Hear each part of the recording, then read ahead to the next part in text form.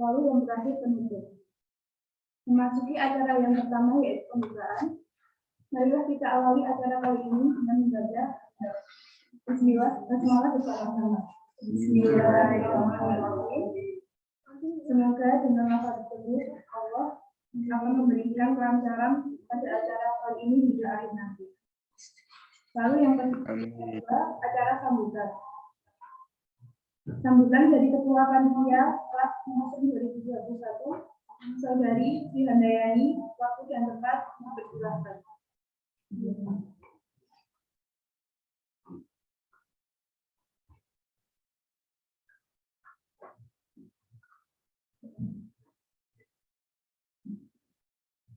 Assalamualaikum warahmatullahi wabarakatuh. Wassalamualaikum warahmatullahi wabarakatuh.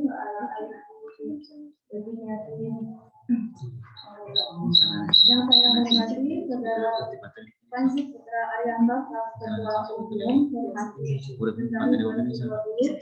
Yang saya hormati Saudari Bilal Ahmad Zaki Ramadan, Ketua Angkatan Formasi 2020. Yang saya hormati Bapak Andri Taksono, SPD MPD, selaku pemateri, tamu undangan dan peserta acara yang saya banggakan. Pertama-tama adalah kita panjatkan bersyukur kehadirat Allah Subhanahu wa Ta'ala atas limpahan rahmat hidayahnya sehingga kita bisa mengikuti acara pertemuan ini dalam keadaan sehat tanpa satu halangan apapun. Salawat serta salam tak lupa kita sanjungkan kepada baginda Nabi Muhammad SAW yang telah membawa kita dari zaman ke hijrah untuk zaman beradab dan kita nantikan manfaatnya di hari akhir. Hadirin yang berbahagia, sebelumnya saya selaku Ketua Panitia mengucapkan selamat datang bagi para tamu undangan dan peserta acara komunikasi. Dan saya ucapkan terima kasih atas partisipasinya telah mendaftar dan mengikuti acara ini. Hari ini adalah hari di mana divisi RNI Angkatan 2020 melaksanakan proker yang pertama dan beberapa proker yang sudah ada. Proker yang sekarang adalah kelas penulisan esai dengan tema membangunkan dan melatih potensi mahasiswa dalam menulis esai. Latar belakang dari tema tersebut yaitu agar mahasiswa 2020 bisa membuat esai dengan baik. Dengan tujuan dari kelas penulisan ini yaitu untuk meningkatkan kemampuan menulis mahasiswa KIP kuliah khususnya dalam menulis esai. Saya selaku Ketua Panitia izin untuk undur diri dan minta maaf jika ada kata yang kurang berkenan. Upat Januretuwa menawi lepat dan pangapunten. Wassalamualaikum warahmatullahi wabarakatuh. Waalaikumsalam.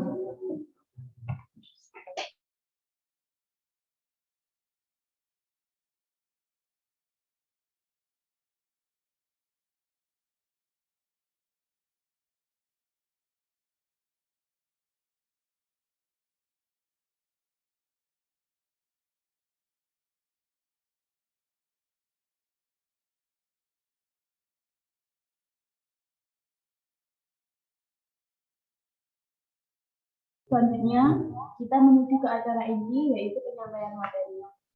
Sebelum itu, saya akan membacakan CV dari moderator pada tulisan kali ini.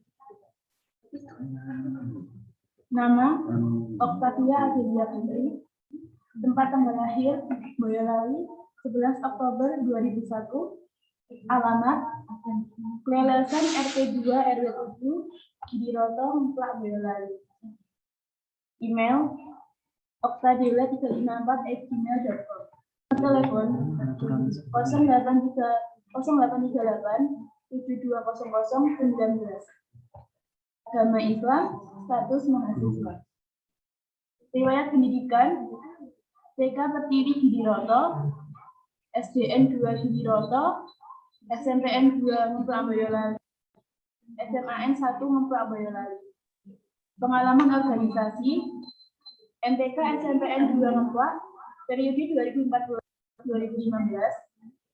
Wakil Ketua OSIS SMPN 2 Ngemplak periode 2015-2016. Penanggung jawab atau PJK PJK OSIS SMA Negeri 1 Ngemplak periode 2017-2018. Pengurus harian tetap atau PHT bidang Humas dan Media Rohis SMA N1 Ngemplak periode 2017-2018. Ketua OSIS SMA N1 Ngemplak periode 2018-2019. Manajemen mentoring Quran bidang mentor atau sekretaris periode 2019 sampai 2020. Pengurus remaja Majlis sebagai sekretaris 2018 sampai dengan sekarang. Lalu ada sekretaris HMPS dari PAI 2021. Selanjutnya ada prestasinya. Prestasi dari moderator kita kali ini. Yang pertama itu juara harapan 2 Cipta Puisi FLS 2N SMP MTS Boyolali tahun 2014. Top 30 Olimpiade Matematika SMP atau MTS Boyolali. Juara 2 Destim Award kategori ide kreatif dan inspiratif pas 2018. Yang lalu ada juara 1 Tahfiz Putri 5 Juz sekecamatan Ngemplak tahun 2018. Lalu ada juara 3 Business Plan PMIT Rayon Sunan Kalijaga 2021. Kita sambut moderator kali ini Mbak Oktavia Adilia Putri. Waktu dan tempat dipersilakan.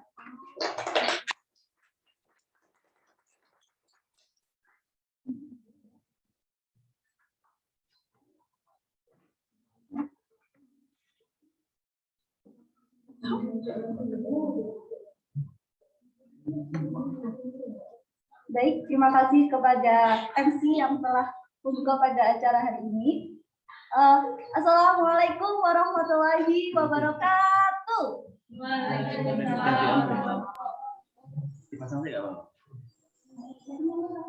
Salam sejahtera untuk kita semua.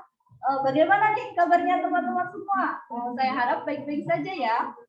Nah, dalam kesempatan kali ini yang berbahagia kali ini, saya memiliki sebuah pantun agar tetap semangat dalam pagi hari ini, yaitu pantunnya, ingin rasa memakan kari, kari cendawan datang lagi, girang rasa tak terperi, bertemu rekan yang berbaik budi. Nah, di bagian cerah kali ini, teman-teman sudah menyempatkan waktunya untuk belajar bersama, berdiskusi bersama, yang dimana teman-teman yang lainnya itu kadang merasa malas untuk belajar pada hari Minggu. Nah, di dalam hari yang cerah ini kita mengangkat sebuah tema, yaitu membangkitkan dan melatih potensi mahasiswa dalam menulis esai. Nah, pada teman-teman kali ini mungkin ada yang masih penasaran, apa sih yang dinamakan kisah itu, bagaimana caranya, langkah-langkah pembuatannya, dan sebagainya. Dan mungkin teman-teman banyak melihat lomba-lomba di luar sana yang mengedepankan atau banyak lomba-lomba tentang esai, tapi teman-teman masih bingung, bagaimana ya caranya, cara awal buat ikut lomba tersebut, seperti itu, ide-idenya itu bagaimana, mungkin masih bingung. Nah, hari ini nanti kita akan bahas semuanya bersama pemateri yang sangat luar biasa dan sudah tidak sabar lagi untuk memulai diskusi pada hari ini. Langsung saja, di sini saya akan membacakan CV dari pemateri hari ini, yaitu nama Andi Wicaksono SPD MPD, tempat tanggal lahir Kudus 19 Maret 1985, agama Islam, jabatan fungsional akademik sebagai asisten ahli, perguruan tinggi IAIN Surakarta, alamat rumah Jalan Nakula, Dukuh Jetis, Desa Gagak Sipat, Ngemplak Boyolali, alamat email bijakmaya@gmail.com. Adapun dengan riwayat pendidikan perguruan tinggi, yaitu pada 2007, jenjang S1 di Universitas 11 Maret dengan jurusan Pendidikan Bahasa Sastra Bahasa Indonesia dan Daerah, tahun 2011 jenjang S2 perguruan tinggi di Universitas 11 Maret Surakarta, jurusan atau bidang studi pendidikan bahasa Indonesia. Adapun pengalaman penelitian pada tahun 2014 dengan judul penelitian penyusunan model dan strategi pengembangan dan pelestarian reok di Kabupaten Ponorogo sebagai anggota sumber dan besar dana penelitian fundamental. Pada tahun 2014 yaitu dengan judul penelitian kajian kesalahan berbahasa pada skripsi di Universitas 11 Maret pada tahun 2014 sebagai anggota sumber dan besar dana terus penelitian hibah fakultas. Pada tahun 2018 judul penelitian yaitu pendidikan anti korupsi melalui budaya literasi dalam mata kuliah bahasa Indonesia pada jurusan ekonomi hukum ekonomi syariah Fakultas Syariah IAIN Surakarta tahun ajaran 2017-2018 sebagai ketua sumber dan besar dana itu di Pak IAIN Surakarta. 2019 adapun judul penelitiannya yaitu resepsi sastra mahasiswa terhadap puisi anti korupsi sebagai ketua sumber dan besar dana itu dari DIPA IAIN Surakarta. Adapun karya ilmiah yang telah beliau buat yaitu pada tahun 2009 judulnya Bahaya Facebook, yang pada tahun 2011 itu ada buku yang berjudul Bahasa Islam untuk Pemula, dan pada tahun 2017 yaitu ada buku yang berjudul 10 buku yang berjodoh dengan saya dalam buku 10 buku yang seharusnya berumur panjang. Nah, adapun artikel jurnal pada tahun 2017 judulnya itu peran media audio dalam meningkatkan kualitas proses pembelajaran apresiasi cerita pendek. 2019 pendampingan manajemen pengelolaan sampah di masyarakat Desa Letak Sifat Kecamatan Ngemplak Kabupaten Boyolali. 2020 resepsi sastra mahasiswa terhadap puisi anti korupsi dan antropologi puisi menolak korupsi. 2020 internalisasi nilai pendidikan anti korupsi dalam mata kuliah bahasa Indonesia. Artikel populer pada tahun 2016 yang berjudul tentang BIPA dan tantangan BIPA pada era MEA. Adapun seminar atau workshop pada tahun 2013, judul kegiatannya ada Seminar Internasional PIBSI, penyelenggaranya di UNS. Adapun tahun 2017 ada judul kegiatan yaitu Simposium Pengajaran, badan penyelenggaranya di Badan. Lalu ada Pengabdian kepada Masyarakat 2016, yaitu narasumber pada penelitian penulisan karya ilmiah bagi guru dalam rangka pengabdian kepada masyarakat yang diselenggarakan oleh jurusan Tadira Bahasa, Tadris Bahasa Indonesia Fakultas Ilmu Tarbiyah dan Keguruan IAIN Surakarta. Adapun pengalaman mengajar, yang pertama yaitu mata kuliah Bahasa Indonesia jenjang S1 di Institut atau di IAIN Surakarta.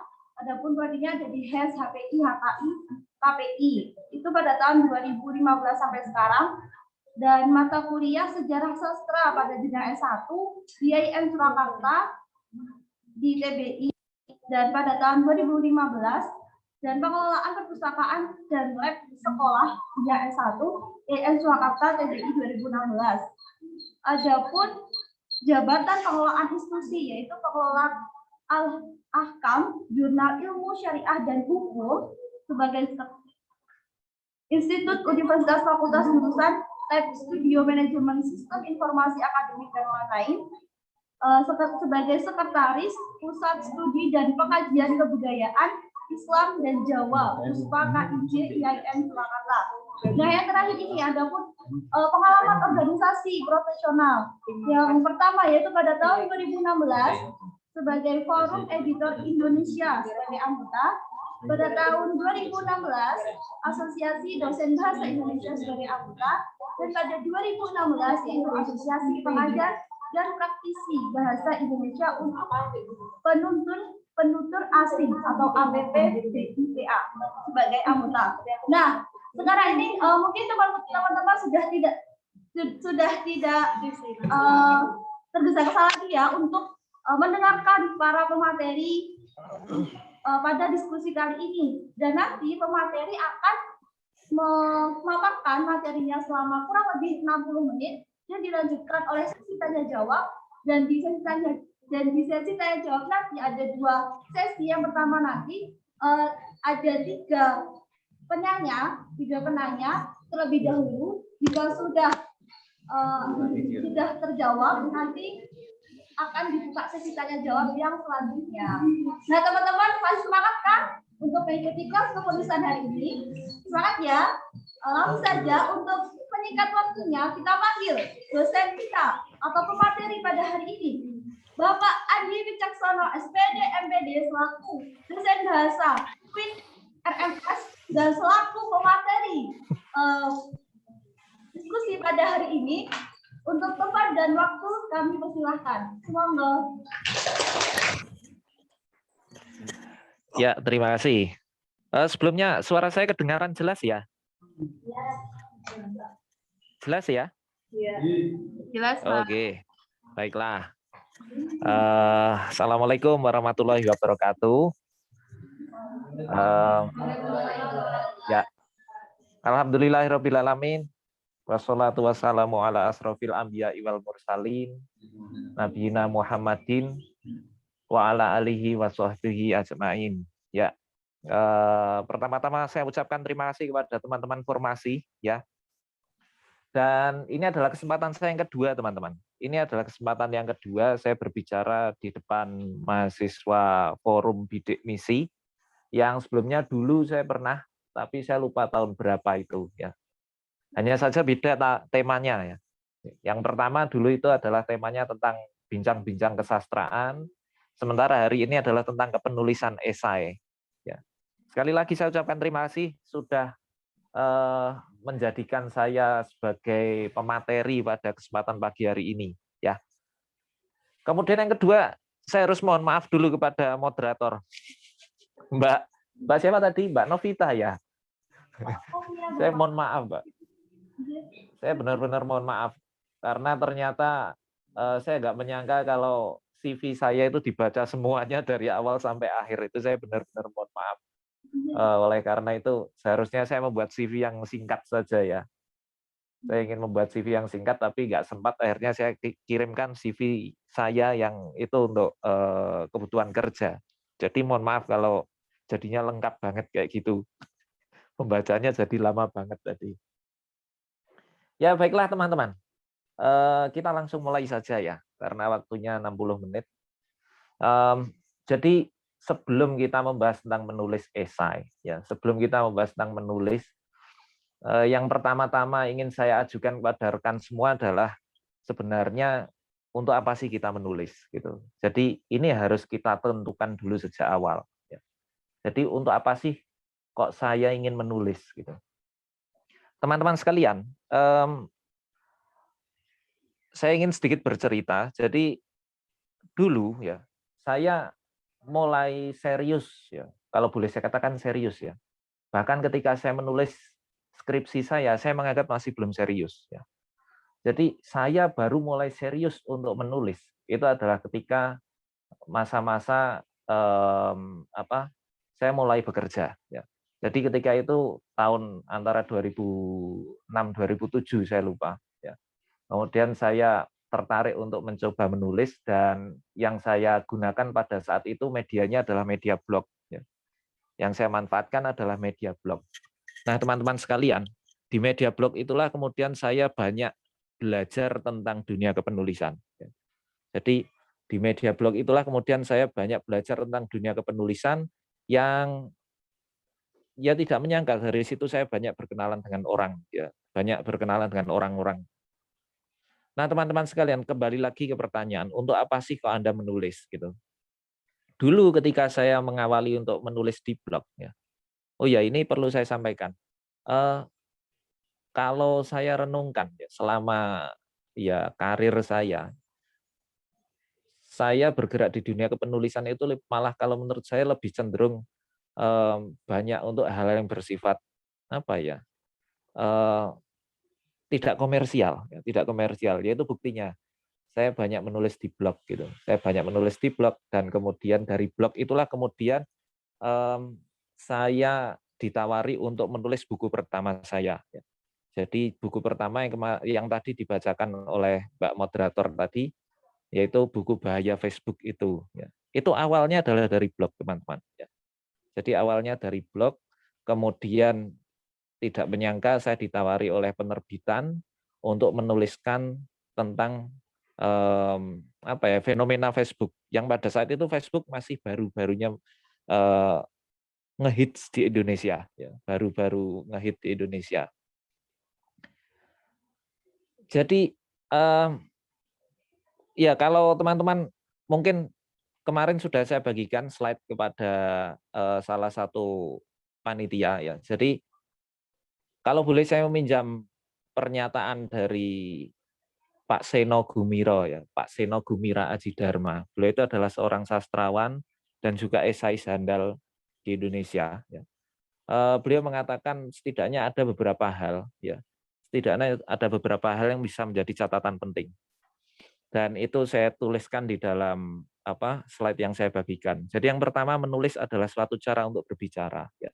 Suatu cara untuk berkata, suatu cara untuk menyapa, suatu cara untuk menyentuh seseorang yang lain entah di mana. Jadi teman-teman sekalian, salah satu tujuan saya ketika itu untuk mulai menulis adalah saya ingin berkomunikasi. Saya ingin berkomunikasi, saya ingin menyuarakan apa isi hati saya.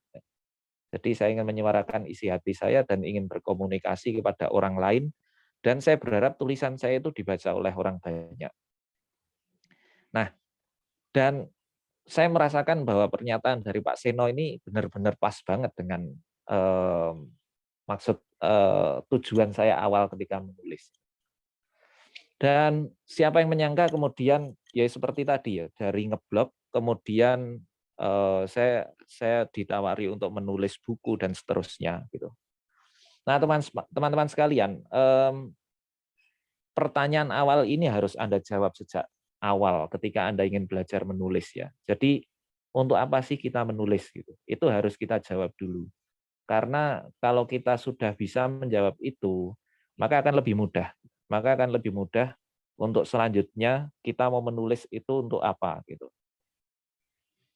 Ya, dan banyak quote-quote ya sudah saya sampaikan ya di di slide yang saya bagikan ya. Misalkan ya, belajar menulis adalah belajar menangkap momen kehidupan ya. Jadi kita nanti akan berbicara tentang bagaimana sih seharusnya kita menulis esai. Dan selain Pak Seno, ada beberapa penulis idola ya, ada beberapa penulis idola saya ya, yang itu sangat mempengaruhi gaya penulisan saya. Jadi gaya penulisan saya banyak dipengaruhi oleh beberapa penulis ya. Ya. Oh ya, terima kasih sudah dimunculkan ya. Jadi yang pertama teman-teman tadi ya Pak Seno. Kemudian yang kedua ada fotonya itu ya, yang foto Remi Siladu ya. Remi Siladu itu adalah seorang pakar bahasa, pakar budaya ya. Bisa dilanjut saja halaman ke-7 Mas. Mas atau Mbak ya. Halaman ke-7. Ya, lanjut. Terus nah ini adalah Remi Siladu. Nah, ini kalau ini Gunawan Muhammad ya. Ini Gunawan Muhammad. Siapa sih yang nggak kenal dengan Gunawan Muhammad? Kalau Anda memang tertarik untuk menulis esai, seharusnya Anda mengenal dengan sosok Gunawan Muhammad ini. Beliau adalah penulis hebat yang kemudian sangat terkenal dengan catatan pinggirnya, caping. Catatan pinggir yang itu selalu dimuat di majalah Tempo, catatan pinggir. Ya, lanjut. Bisa dilanjutkan. Ya, jika kita menilik di KBBI. Ya, ini berbicara tentang apa ya, definisi dulu. Esai itu adalah karangan prosa. Jadi ketika kita mulai untuk menulis esai, maka kita harus tahu bahwa esai ini adalah termasuk dalam kategori prosa. Karangan prosa yang membahas suatu masalah secara sepintas selalu, ya. Secara sepintas selalu dari sudut pandang pribadi penulis. Jadi apa sih kekhasan dari esai ini daripada jenis-jenis karya tulis yang lain? Esai ini sangat subjektif. Ya. Esai ini adalah sudut pandang subjektivitas penulis. Ya. Jadi itu yang harus kita pahami bersama. Jadi seorang wartawan kan nggak boleh menulis subjektivitas di dalam berita. Jadi seorang wartawan itu nggak boleh menuliskan opini subjektifnya di dalam sebuah berita. Nah, kalau ingin menulis sudut pandangnya sendiri, subjektivitasnya dia sendiri, maka dia bisa menulis yaitu dalam bentuk esai, bukan berita. Yaitu tulisan pribadi. Jadi esai itu adalah tulisan pribadi. Nah, berbicara tentang esai, sebenarnya ada satu buku yang sangat menarik dan seharusnya Anda juga membaca buku itu kalau memang Anda ingin serius dalam menulis esai. Buku itu berjudul Inilah Esai. Inilah Esai, Tangkas Menulis Bersama Para Pesohor. Itu ditulis oleh Muhyiddin M. Dahlan. Itu buku yang sangat luar biasa, yang ditulis oleh orang yang juga tidak kalah luar biasa. Jadi saya sarankan teman-teman, selain Anda mengikuti pelatihan ini, saya berharap juga bisa membaca Inilah Esainya Muhyiddin M. Dahlan. Karena ini buku yang sangat luar biasa. Sudah banyak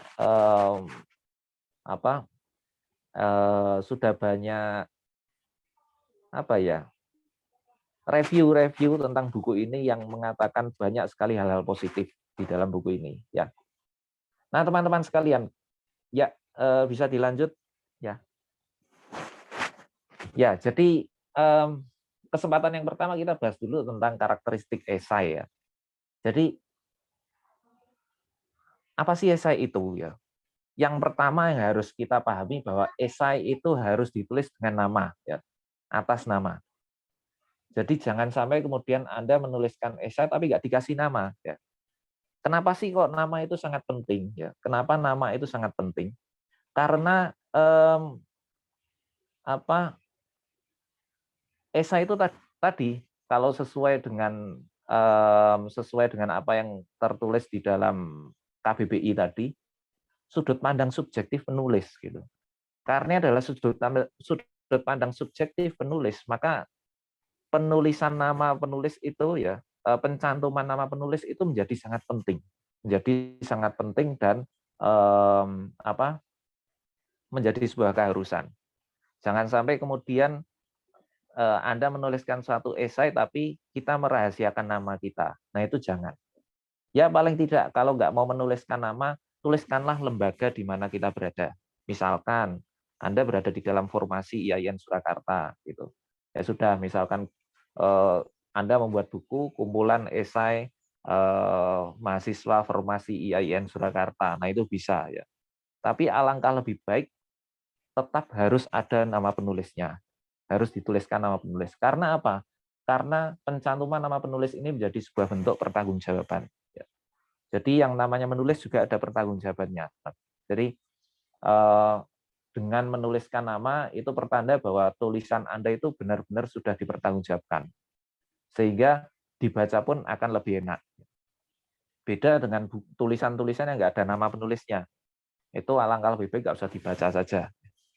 Atau dibaca tapi hanya sepintas lalu. Karena apa? Karena tulisan itu nggak jelas. Karena tulisan itu nggak jelas dan kemudian kalau tidak ada namanya itu kita akan susah untuk melakukan cross check. Kita akan susah melakukan cross check. Dan menulis esai pun jangan mengaku-ngaku dengan menggunakan nama orang. Jangan pernah kemudian kita mencoba mengaku-ngaku membuat tulisan tapi kemudian diatasnamakan orang lain. Baru-baru ini salah satu tokoh Indonesia ya, salah satu kiai, salah satu ulama ya, salah satu cendekiawan Muslim, beliau adalah Gus Mus. Ya. Siapa yang nggak kenal dengan Gus Mus ya? Kiai Haji Mustafa Bisri. Beliau kalau boleh saya katakan difitnah. Ya. Beliau difitnah tentang adanya tulisan yang itu mengaku-ngaku tulisan itu dibuat oleh Gus Mus. Padahal Gus Mus tidak pernah menulis tulisan itu. Ini juga jangan kita meniru kayak gitu ya. Ya tunjukkanlah keakuannya, tunjukkanlah keakuanmu gitu. Dengan menuliskan sesuai dengan nama kita. Kalau yang nulis Andi Wicaksono, tulis saja Andi Wicaksono. Ngapain harus ngaku-ngaku sebagai Gus Mus gitu. Ya, itu tulisannya sangat provokatif dan tentu itu sangat mengganggu Kiai Haji Mustafa Bisri dan keluarga. Karena kita tahu sendiri beliau Gus Mus itu kan sosok ulama yang karismatik dan juga sangat teduh ya, pembawaannya sangat teduh, tapi kok tulisannya bisa sampai provokatif gitu. Nah, ternyata itu adalah tulisan orang lain yang diaku-aku menjadi tulisannya Gus Mus. Nah, itu jangan. Jadi tuliskan nama Anda. Kemudian yang kedua, karakteristik esainya adalah mengandung gagasan aktual dan atau kontroversial. Teman-teman sekalian, menulis esai itu nggak harus kontroversial sih ya. Menulis esai itu nggak harus kontroversi. Tapi kalau aktual itu harus. Kalau aktual itu harus. Jadi beberapa tulisan yang pernah saya buat ya, itu saya hubungkan dengan hal-hal aktual yang terjadi pada saat itu. Jadi tulisan yang saya buat itu sangat berhubungan dengan hal-hal yang aktual yang terjadi pada saat itu. Sebagai contoh misalkan yang tadi dibacakan oleh moderator tadi ya, yang berjudul Tantangan Dipa pada Era MEA, itu dimuat di Solo Post dulu ya. Tahun berapa itu saya lupa itu. Itu saya tuliskan karena memang pada saat itu sedang rame-ramenya MEA. Oh iya, kalau MEA itu jadi tahun 2016 ya. Jadi tahun 2016 ya. Masyarakat ekonomi ASEAN digulirkan, kemudian saya mencoba mencari celah. Oh ini ada MEA, kemudian gimana bisa saya ulas tapi dalam sudut pandang ilmu yang saya pelajari. Nah ini ya, jadi ini nanti akan ada hubungannya ya. Jadi aktual dan atau kontroversial. Kemudian yang ketiga, gagasan yang diangkat ya, gagasan yang diangkat harus menyangkut kepentingan sebagian besar pada khalayak pembaca.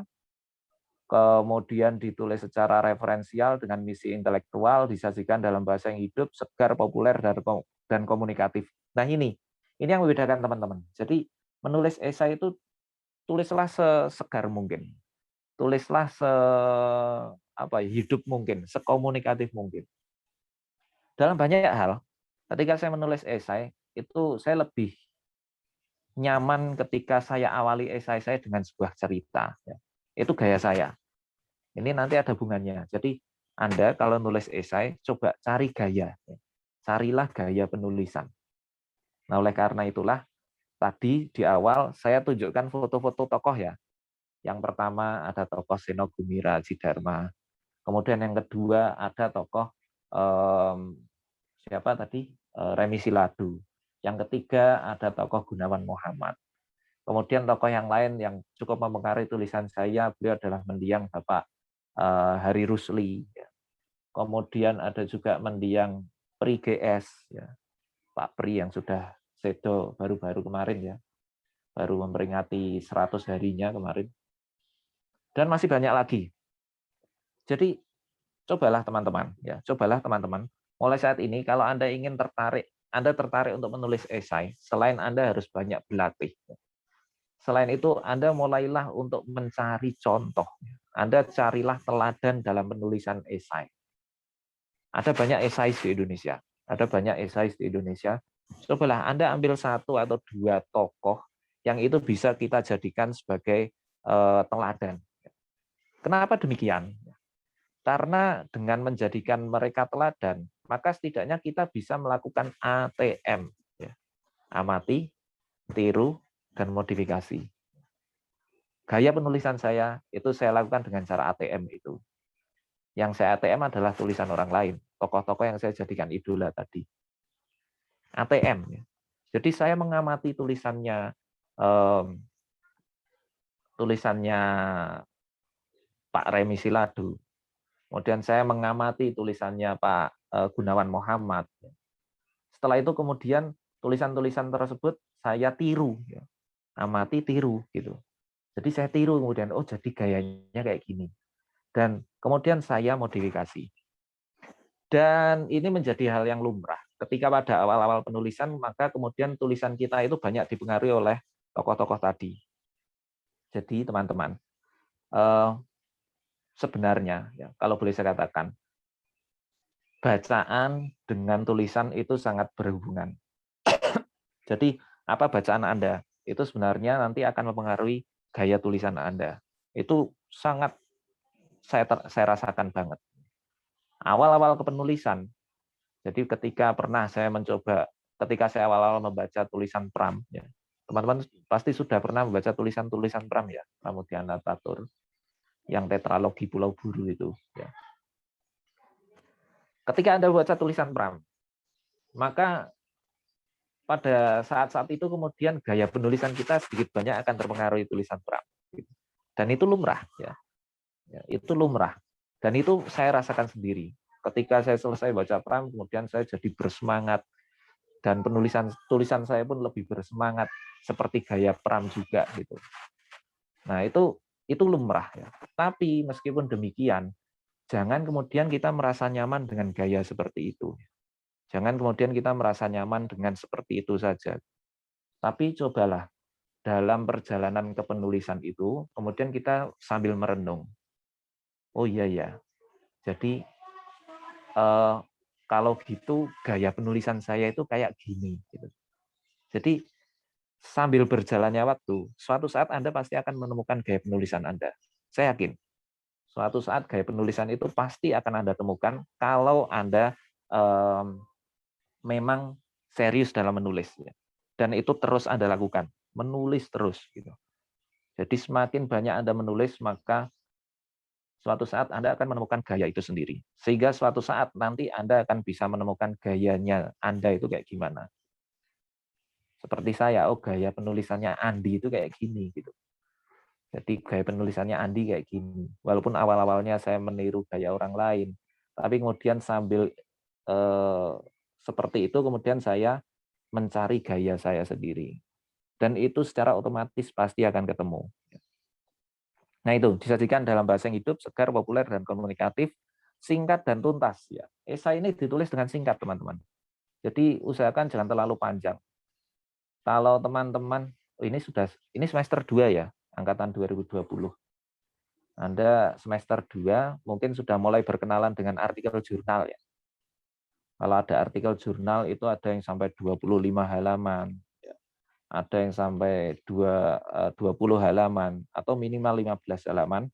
Kalau esai mungkin lebih singkat lagi. Esai itu lebih singkat lagi. Ya paling 5 sampai 10 halaman. Dan yang terakhir tentunya harus orisinal. Jadi sebisa mungkin ketika kita menulis itu seorisinil mungkin. Jadi tuliskanlah sesuatu itu secara orisinil. Jadi jangan pernah kemudian kita melakukan penjiplakan. Nah ini yang sering saya wanti-wanti ketika saya setiap kali mengajar bahasa Indonesia. Jangan menjiplak, jangan copy paste. Itu sangat berbahaya. Apakah ada? Ya, apakah ada orang-orang yang copy paste? Banyak. Ya. Bahkan kemudian ada beberapa yang lolos menjadi juara sayembara kepenulisan, itu ada loh. Tulisannya copy paste. Nah itu banyak teman-teman. Nah oleh karena itu sekali lagi, daripada nanti kita malu, maka alangkah lebih baik tuliskan segala sesuatu itu secara orisinil, apalagi kalau yang kita tulis adalah esai. Kalau yang kita tulis adalah esai, maka otomatis itu kan subjektif kita. Jadi apa sih pandangan Anda? Nah itu, ya lanjut, silakan. Kita akan membahas tentang apa yang kemudian harus kita, oh ya maaf, syarat dulu ding ya. Ya, syarat menjadi esais. Jadi ada beberapa syarat ya. Yang saya rasa yang pertama itu teman-teman saya pasti paham ya. Teknikal itu kemampuan menggunakan atau mengoperasikan perangkat kerja. Ya. Jadi yang namanya Anda ingin bergelut di dunia kepenulisan, maka setidaknya Anda bisa mengetik. Gitu. Jangan sampai Anda nggak bisa mengetik, itu jangan. Jadi Anda menguasai paling tidak Microsoft Word. Itu sudah minimal pakai Microsoft Word. Anda paham itu, maka itu sudah menjadi bekal Anda. Kemudian yang kedua adalah mental. Menulis esai, sekali lagi teman-teman, menulis esai itu kan subjektif. Maka Anda harus memiliki mental yang kuat. Karena apa? Ketika tulisan Anda sudah dimuat di suatu media, ketika suatu tulisan Anda kemudian dibaca oleh orang banyak, maka akan menimbulkan banyak tanggapan. Jadi sekali lagi, ketika Anda memilih untuk menulis esai, yang tentunya itu adalah sudut pandang Anda sendiri, maka Anda harus siap ketika tulisan Anda dikomentari orang lain. Jadi jangan sampai, wah tulisan saya dikomentari, kemudian Anda jadi malu, wah jangan gitu. Justru teman-teman, ketika tulisan kita dikomentari, itu pertanda bahwa tulisan Anda itu dibaca. Jadi mental, tekad, semangat, dan kemauan keras untuk terus belajar disertai sikap pantang menyerah. Jangan sampai kemudian kita menyerah dalam menulis. Apakah saya pernah dikomentari seperti itu? Ya, beberapa tulisan saya pernah dikomentari. Bahkan kemudian salah satu buku saya ya yang Bahaya Facebook itu dikomentari oleh beberapa orang ya. Tapi justru komentar-komentar tersebut saya masukkan sebagai ya kritik yang membangun. Kemudian yang ketiga, syarat menjadi esais adalah kita harus memiliki kebiasaan membaca. Ya, reading habit. Kebiasaan membaca itu sangat penting. Kalau kita tidak bisa membaca, kalau kita tidak pernah membaca, maka jangan harap Anda bisa pandai dalam menulis. Ya. Satu hal yang cukup ironis, teman-teman. Dulu saya pernah mengisi juga pelatihan seperti ini di salah satu forum. Ya, saya nggak mau mengatakan forum mana. Yang jelas bukan di IAIN. Ya. Nggak di IAIN Surakarta, tenang saja. Jadi saya pernah mengisi kayak gini. Kemudian ada seorang peserta yang saya tanyain, kenapa Anda menulis gitu. Kemudian dia mengatakan, karena saya ingin jadi penulis, Pak. Saya tertarik untuk menjadi seorang penulis gitu. Kemudian bacaan apa yang sudah Anda baca? Anda sering membaca bacaan apa? Kemudian dia mengatakan, saya jarang membaca, Pak. Nah ini lucu gitu. Karena sekali lagi, antara membaca dan menulis itu adalah dua sisi mata uang yang nggak bisa terpisahkan. Jadi kalau kita ingin jadi penulis, maka Anda harus mau membaca. Jadi kebiasaan budaya baca ya, sebagai kebutuhan sehari-hari. Jadi kita harus membiasakan budaya baca itu sebagai sebuah kebutuhan. Karena kalau kita tidak membaca, otomatis kita tidak akan menemukan isu-isu terkini. Itu yang pertama. Kemudian yang kedua, kalau tidak membaca, ya terutama esai-esai para pakar atau esai-esai tokoh-tokoh kepenulisan, maka kita akan susah menemukan gaya penulisan kita. Nah itu. Kemudian yang keempat, intelektual ya, visi akademis, daya nalar, wawasan, yaitu jelas itu ya, sosiokultural, kemampuan beradaptasi dengan lingkungan sosial. Nah ini. Jadi menjadi seorang esais itu kan seperti halnya kita bercerita. Hanya saja kalau bercerita itu kan disampaikan secara lisan, sementara kalau esais itu disampaikan secara tulisan. Jadi kita menyampaikan apa yang kita maksud secara tertulis. Jadi itu saja. Sehingga sebenarnya nggak ada bedanya antara berbicara. Menulis pun bermasyarakat. Sehingga kita juga harus memiliki kemampuan untuk bisa beradaptasi dengan lingkungan sosial di sekitar kita. Karena dari situlah nanti kita akan menemukan banyak hal. Ya, lanjut lagi ya, apa yang perlu disiapkan sekarang? Nah, ini ya. Apa yang perlu kita siapkan dalam kepenulisan? Yang pertama kita harus tahu 3 tahap penulisan. 3 tahap penulisan ini nanti silakan Anda baca sendiri ya, nanti setelah ini ya slide-nya. Kemudian carilah ide yang menarik. Nah ini teman-teman. Kalau berdasarkan buku Muhyiddin M. Dahlan, ya, berbicara tentang mencari ide, itu ada banyak sumbernya. Ada banyak sumber yang bisa kita jadikan sebagai sumber ide. Nah, apa saja yang bisa kita jadikan sumber ide itu, ya, kayaknya kalau nggak salah, nah ini, langsung saja ke sumber ide dulu, Mas. Slide yang ke-15. Terus ya, nah ini ya. Jadi teman-teman, yang pertama adalah pengalaman pribadi. Ya. Ini kalau berdasarkan apa yang saya dapatkan ada 10. Tapi kalau menurut Muhyiddin M. Dahlan, beliau mengatakan cukup ada 5. Ya. Ya, cukup ada 5 saja. Apa saja kelima itu? Yang pertama adalah perpustakaan, yang kedua adalah subjek manusia, kemudian yang ketiga subjek flora dan fauna, yang keempat ruang-ruang imajiner, dan yang kelima adalah internet. Gitu. Itu kalau Muhyiddin M. Dahlan. Jadi silakan nanti Anda baca bukunya. Nah, kalau apa yang saya sampaikan ada 10. Yang pertama adalah pengalaman pribadi. Jadi teman-teman, menulis yang paling mudah itu adalah menulis pengalaman sendiri. Jadi sebenarnya, saya selalu mengatakan kepada mahasiswa yang saya ajarkan bahasa Indonesia ya, ketika sudah masuk pada tahap penulisan, saya selalu mengatakan, menulis itu tidak susah. Menulis itu mudah. Karena apa? Karena kita bisa menuliskan pengalaman sendiri. Saya yakin, di dalam setiap fragmen kehidupan Anda pasti ada banyak kejadian yang sebenarnya menarik untuk Anda ceritakan. Ya enggak? Sebenarnya menarik untuk Anda ceritakan. Bahkan hal-hal yang sekecil, misalkan kebanan. Nah, misalkan. Jadi ban bocor. Ya. Jadi ketika itu ban bocor, kemudian akhirnya Anda harus menuntun motor, dan pada saat menuntun motor itu Anda bertemu dengan seseorang, itu bisa menjadi sebuah cerita. Jadi sekali lagi pengalaman pribadi itu adalah hal yang adalah sumber yang nggak ada habisnya, teman-teman. Jadi kalau mau mengeksplorasi pengalaman sendiri, sekali lagi, kalau mau mengeksplorasi pengalaman Anda sendiri, sebenarnya ada banyak sekali hal yang bisa kita tulis. Sebagai contoh adalah tulisan yang baru-baru ini, sebenarnya saya sangat malu untuk menyampaikan cerita ini ya. Jadi baru-baru ini ada salah satu tulisan saya yang sebenarnya nggak saya tulis untuk komersil ya. Itu hanya saya tulis sebagai status Facebook saya. Jadi ketika kemarin terjadi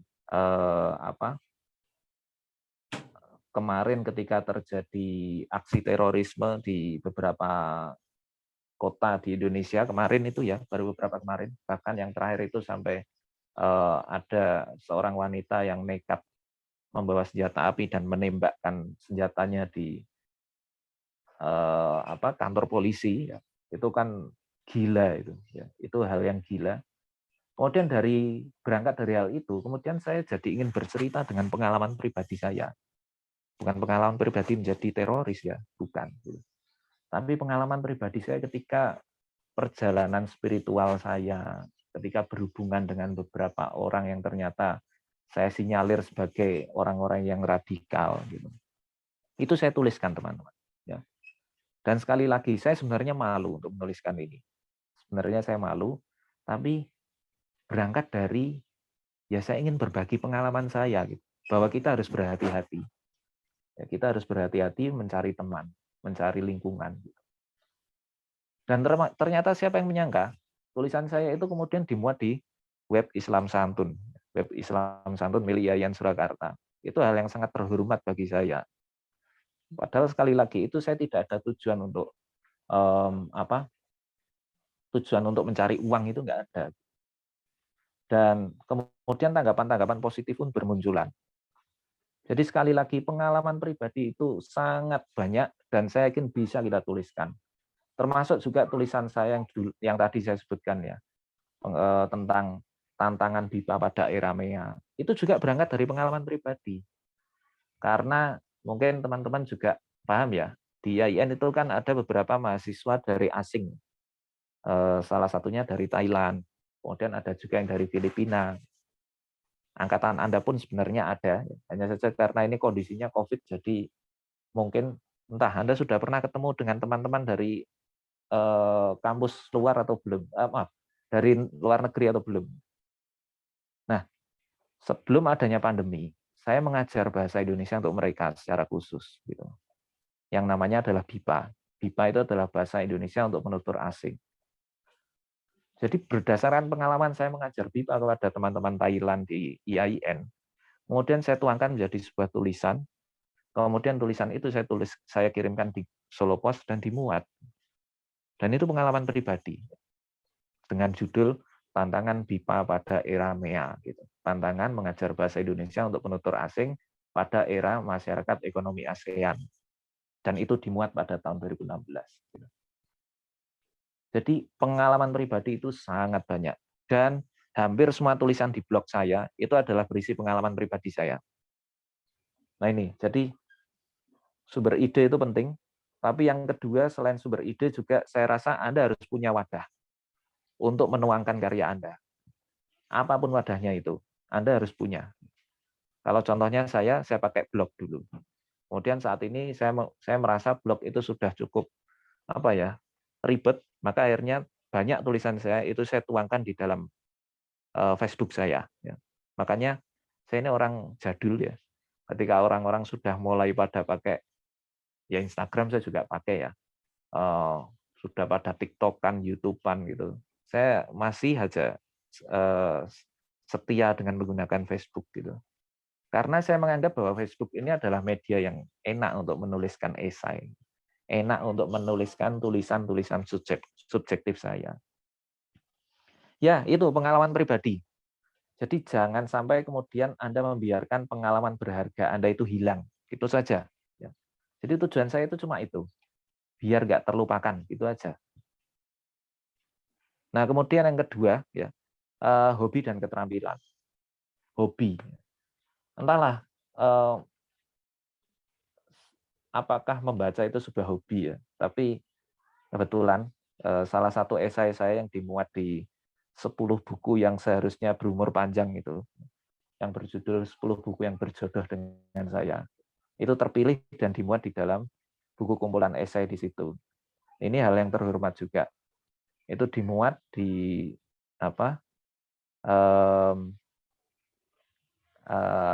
di Pawon Sastra. Ya, saya nggak mengatakan membaca itu hobi lah, ya. Karena membaca itu tadi saya katakan sebagai sebuah kebutuhan. Tapi membaca adalah keterampilan, betul. Jadi dari hasil membaca buku, ternyata juga bisa menjadi ide, teman-teman. Jadi Anda punya ide apa dari hasil membaca buku, itu silakan Anda tuangkan. Dan hal yang sesimpel tadi, saya cuma memberikan rekomendasi ini loh, 10 buku yang seharusnya Anda baca. Gitu. 10 buku yang sebenarnya nggak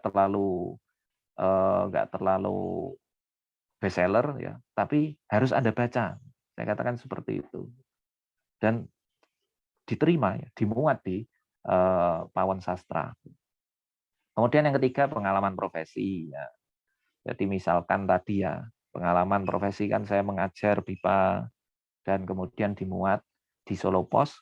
Kemudian yang kedua juga dimuat di acara simposium pengajar bahasa Indonesia untuk penutur asing tingkat internasional. Yang pada saat itu tahun 2018 diadakan di Jogja. Kemudian pendapat dan hasil pengamatan pribadi, nah itu juga bisa sumber ide.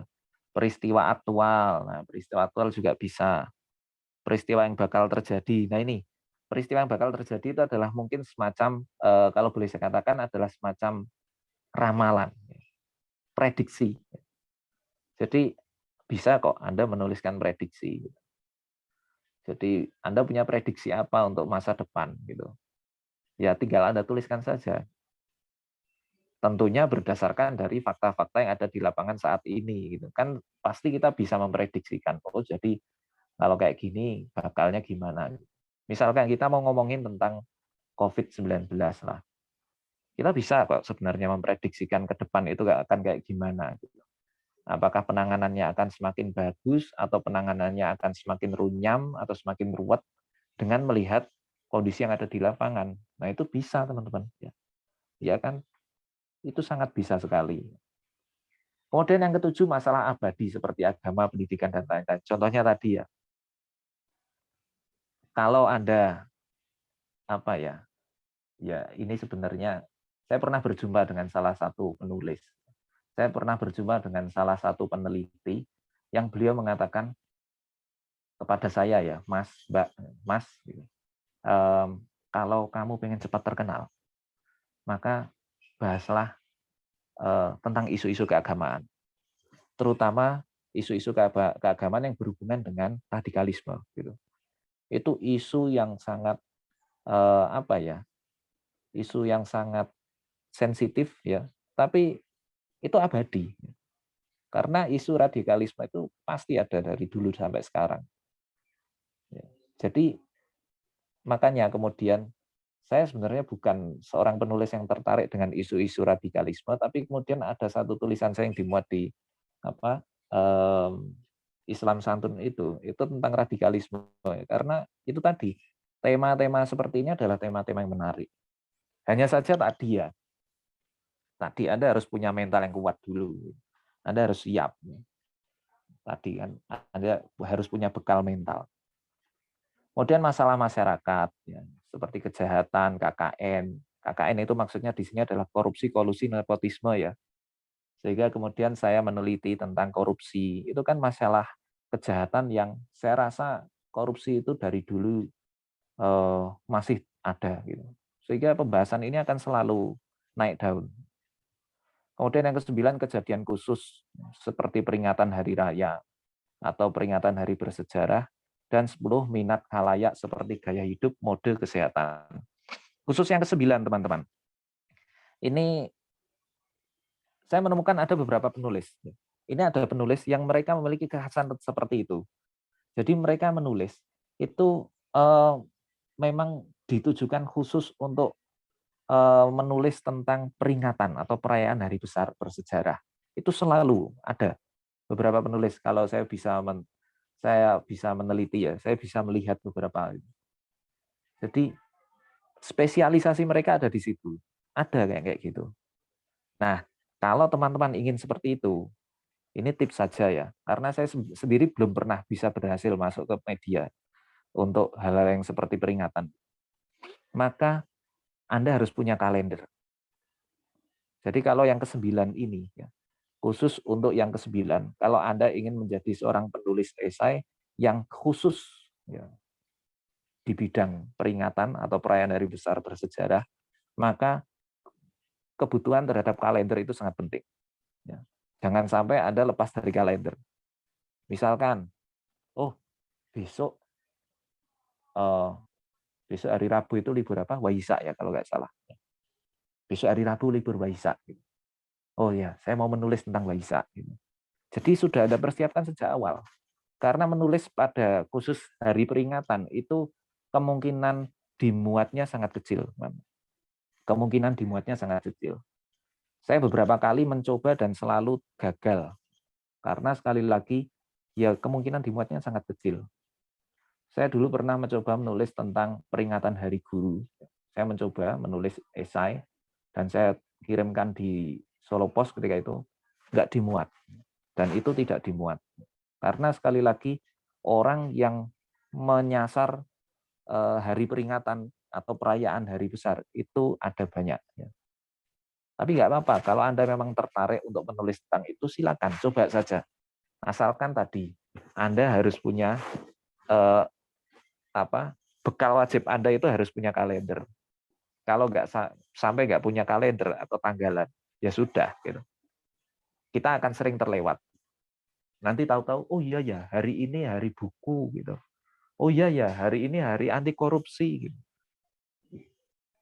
Telat jadinya. Karena apa? Khusus yang ke-9 ini, tulisan itu hanya dimuat pada hari itu saja. Tidak mungkin akan dimuat untuk hari selanjutnya. Nggak mungkin. Pasti akan dimuat pada hari itu. Hari Guru ya dimuat pada saat hari Guru. Idul Fitri ya dimuat pada saat Idul Fitri. Nggak mungkin nanti Idul Fitri lewat berapa hari akan dimuat. Itu kemungkinannya menjadi sangat kecil. Karena apa? Karena perlu saya sampaikan ya teman-teman. Kalau Anda ingin menulis di media, itu saingannya banyak. saingannya banyak. Jadi sebagai contoh, saya pernah dulu berbincang-bincang dengan salah seorang redaktur di Solo Pos, beliau Pak Abu Nadif. Mungkin ada beberapa yang sudah pernah diajar beliau. Pak Abu Nadif ini redaktur dari Solo Pos. Beliau pernah bercerita kepada saya, Pak, setiap harinya orang yang mengirimkan gagasan atau opini di koran kami Solo Pos, itu setiap harinya setidaknya rata-rata ada 30 karya. Bayangkan ya, ada 30 karya yang masuk hanya untuk mengisi satu kolom. Maka, misalkan hari ini saya mengirim, kemudian hari ini tidak dimuat, otomatis nanti akan diprioritaskan untuk hari besok. Padahal hari besok nanti akan masuk lagi 30 lagi. Jadi kan kemungkinannya semakin kecil. Kemudian besoknya lagi, nanti datang 30 lagi. Jadi saingan saya sudah ketambahan 60 orang. Padahal sebelumnya sudah ada 29.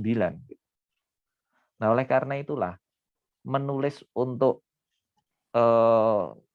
yang ke-9 ini, nomor 9, kejadian khusus seperti peringatan, itu kenapa saya katakan susah? Karena itu tadi, dia khusus pada hari itu saja.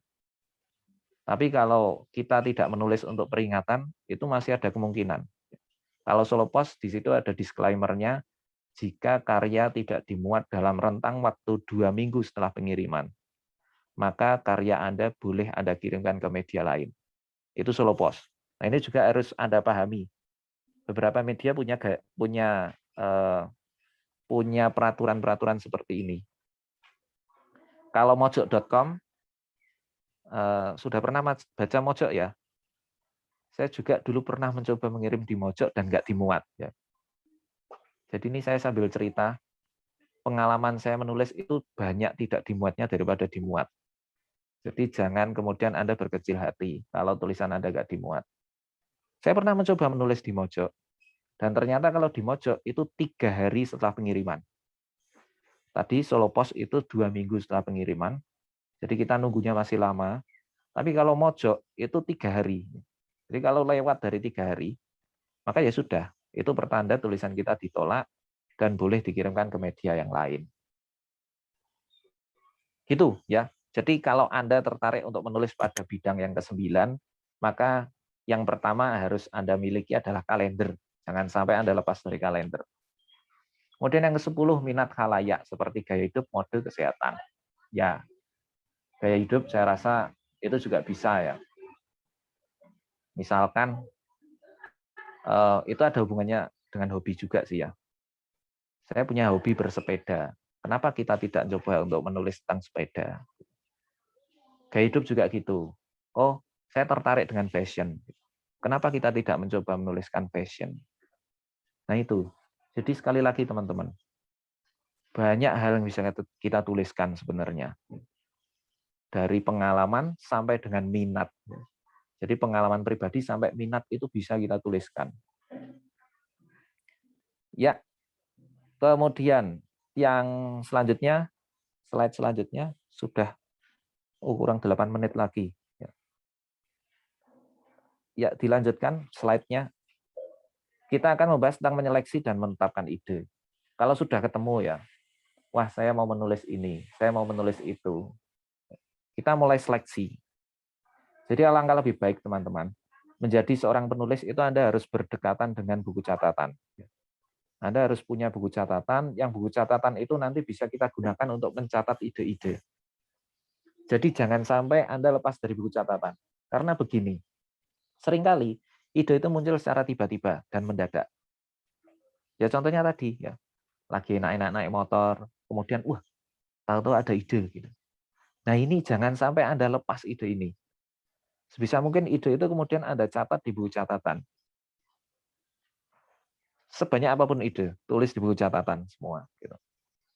Kenapa harus ditulis di buku catatan? Karena tidak ada yang bisa menjamin ide itu akan Anda ingat selama 1 hari. Sudah deh, kalau nggak percaya. Ya. Misalkan pagi ini Anda ikut pelatihan ini ya. Coba nanti sore atau nanti malam Anda ceritakan ulang kepada teman Anda gitu, tentang pelatihan ini, isinya tentang apa gitu. Itu pasti kita akan mulai kesusahan kalau nggak dicatat. Maka dari itu kemudian saya sarankan, kalau ingin jadi seorang penulis, maka buku catatan itu adalah teman baik Anda. Buku catatan adalah teman baik Anda. Sekarang kita punya ponsel pintar, ya, kita punya HP, di HP itu ada catatan, ya kan, ada notes. Nah, pakai saja notes itu, ya. Kalau nggak mau repot dengan pulpen dan kertas, ya, pakai saja notes yang ada di HP itu, kan bisa. Ya. Tinggal kita tulisin aja. Nah, setelah kita dapat banyak ide, kemudian bagaimana cara menyeleksinya, gitu. Yang pertama adalah harus aktual. Jadi dari semua ide yang ketemu tadi, misalkan selama 1 hari ini saya mencatat ada 5 ide. Ide yang pertama saya ingin membahas tentang ini isu-isu yang sedang hangat dibahas itu adalah tentang COVID-19 yang tentang ABK dari India itu ya, ABK dari India yang ternyata dari ABK itu 14 orang membawa virus COVID India, yang dikatakan virus ini merupakan varian baru, bahkan penularannya lebih cepat gitu. Ini kemudian saya menemukan ada ide yang lain, misalkan apa ya, selain COVID. Oh ya, saya ingin menceritakan tentang pengalaman Lebaran misalkan, karena ini masih suasana Lebaran. Kemudian saya tiba-tiba punya ide untuk bercerita tentang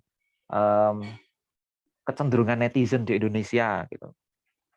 Netizen Indonesia itu yang namanya netizen kalau sudah ada masalah sedikit saja, wah langsung bisa viral ya. Bisa viral dan langsung dibully habis-habisan secara nasional kan gitu. Misalkan 3 ide itu ya, sudah ketemu 3.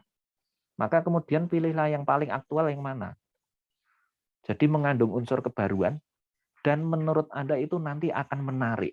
Menurut Anda itu bisa menjadi menarik dan membuat rasa ingin tahu orang-orang itu untuk membaca tulisan Anda. Dari ketiga itu tadi ya. Tadi tentang COVID-19, kemudian yang kedua tentang apa tadi? COVID-19, kecenderungan netizen, Lebaran, sama yang kedua Lebaran. Nah itu silakan Anda pilih salah satu. Nah penentuannya selain aktual juga harus relevan. Jadi bisa jadi saya tidak memilih tentang COVID-19 walaupun itu sangat aktual sekali gitu. Dan ini sangat penting gitu. Bahwa COVID-19 itu masih belum selesai, bahkan kemudian bisa dikatakan COVID-19 malah justru muncul varian baru dari India yang masuk ke Indonesia. Tapi bagi saya mungkin itu menjadi tidak relevan. Karena apa? Karena saya orang bahasa. Sepandai mungkin saya akan membahas tentang COVID-19, tapi kalau saya tidak paham tentang dunia kesehatan, maka selesai. Menjadi tulisan saya itu nggak akan terlalu menarik untuk dibaca.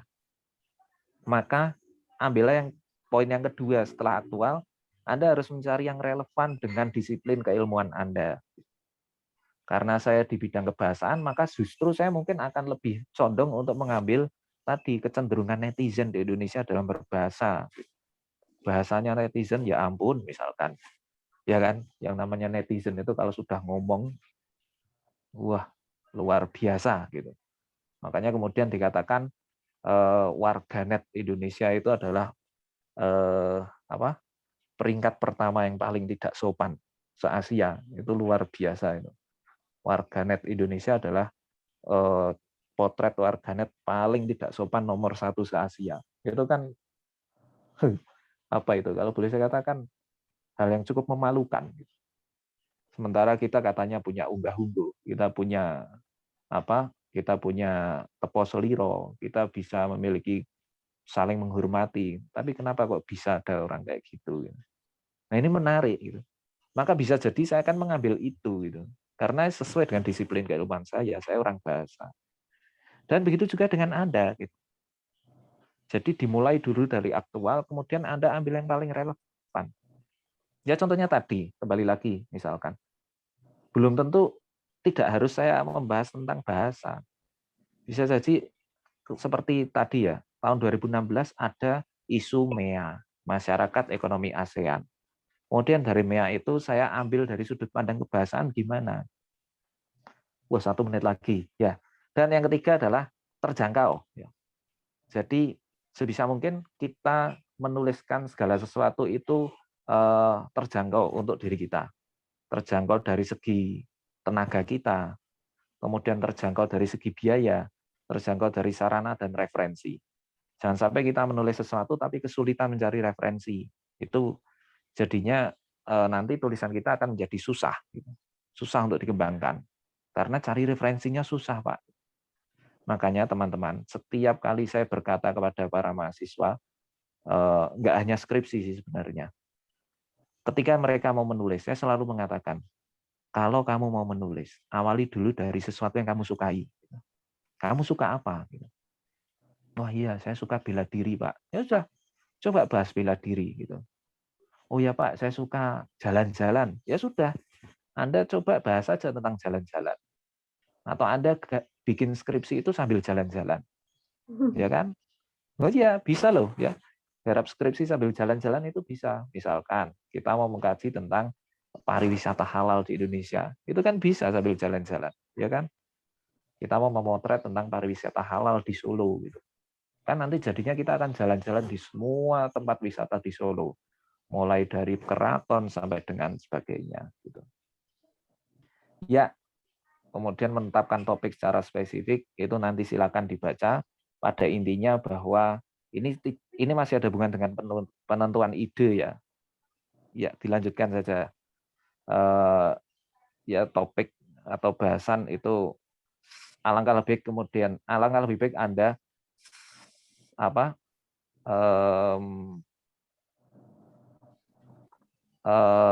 Anda rumuskan ya, topiknya itu Anda rumuskan. Tadi idenya misalkan tentang kecenderungan netizen, kemudian yang topiknya saya akan membahas dari sudut pandang kebahasaan. Dan selanjutnya judul juga begitu ya.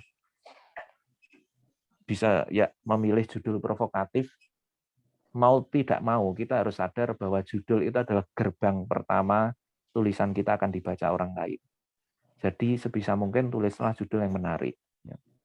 Berbicara tentang judul, nanti silakan Anda baca di dalam buku Muhyiddin M. Dahlan tentang Inilah Esai. Terkadang ada judul yang hanya berisi 1 kata, tapi menarik. Tapi ada juga judul yang sampai panjang. Nah itu tergantung dari bagaimana gaya penulisan kita. Kalau gaya penulisannya Pak Gunawan Muhammad, biasanya 1-2 kata saja. Gayanya Gunawan Muhammad kayak gitu. Tapi kalau gaya yang lain mungkin beda. Dan seterusnya merumuskan tesis. Jadi teman-teman, ini yang terakhir. Ini yang terakhir kok, yang merumuskan tesis ini. Karena setelah itu kita akan membahas tentang kerangka, dan berbicara tentang kerangka saya rasa perlu ada pelatihan khusus sih. Ya, merumuskan tesis. Jadi yang namanya esai, itu sejak awal Anda harus punya sikap dulu. Misalkan, tentang konflik Palestina-Israel. Konflik Palestina dan Israel. Sejak awal Anda harus punya tesis dulu. Sejak awal Anda harus punya sikap bahwa Anda itu sebenarnya mendukung mana. Karena kalau Anda sejak awal nggak punya sikap seperti itu, nanti kita akan susah untuk mengarahkan tulisan kita. Ya nggak? Ya. Misalkan, wah, saya mau nulis tentang konflik Palestina-Israel, gitu. Tapi kemudian kita nggak bisa merumuskan sejak awal, saya itu sebenarnya mendukung siapa sih, gitu. Nah ini penting ya. Dan itu sah-sah saja kok. Anda mau mendukung siapa, ya terserah Anda, gitu. Yang penting kan bertanggung jawab, itu tadi. Yang penting kita bertanggung jawab, itu saja. Gitu. Karena tesis inilah yang menjadi mahal. Menjadi sebuah hal yang mahal di dalam tulisan, itu tesis kita. Karena tesis itu nanti akan kita lengkapi dengan argumentasi-argumentasi kita. Gitu. Dan dari argumentasi itu nanti akan dinilai oleh pembaca bahwa oh tulisan ini bagus, oh tulisan ini kurang bagus. Masih jam 11 ya? Saya ada Ya. 1,5 jam lagi. Dan kemudian Wah, lama banget. Kemudian kapan membuat tesisnya itu silakan. Anda bisa memilih tesis Anda tuliskan di depan atau kapan tesis itu dituliskan di akhir. Terserah ya. Jadi sejak awal Anda menyampaikan keberpihakan sejak awal itu boleh, atau Anda tuliskan di akhir itu juga boleh. Sekali lagi itu adalah gaya penulisan dan itu boleh ya, bebas. Nah, oleh karena itulah dalam merumuskan tesis silakan mau kayak gimana, mau deduktif atau induktif. Ya, saya rasa itu saja beberapa hal yang bisa saya sampaikan. Sekali lagi, sebenarnya pelatihan ini akan lebih menarik ketika diikuti dengan kegiatan selanjutnya, yaitu praktik menulis. Ya. Karena dengan praktik menulis nanti kita akan bisa saling menilai, oh ini kurangnya di mana, oh ini seharusnya kayak gimana, dan seterusnya. Nah itu teman-teman. Untuk selanjutnya saya kembalikan kepada moderator. Kalau ada pertanyaan saya persilakan. Monggo.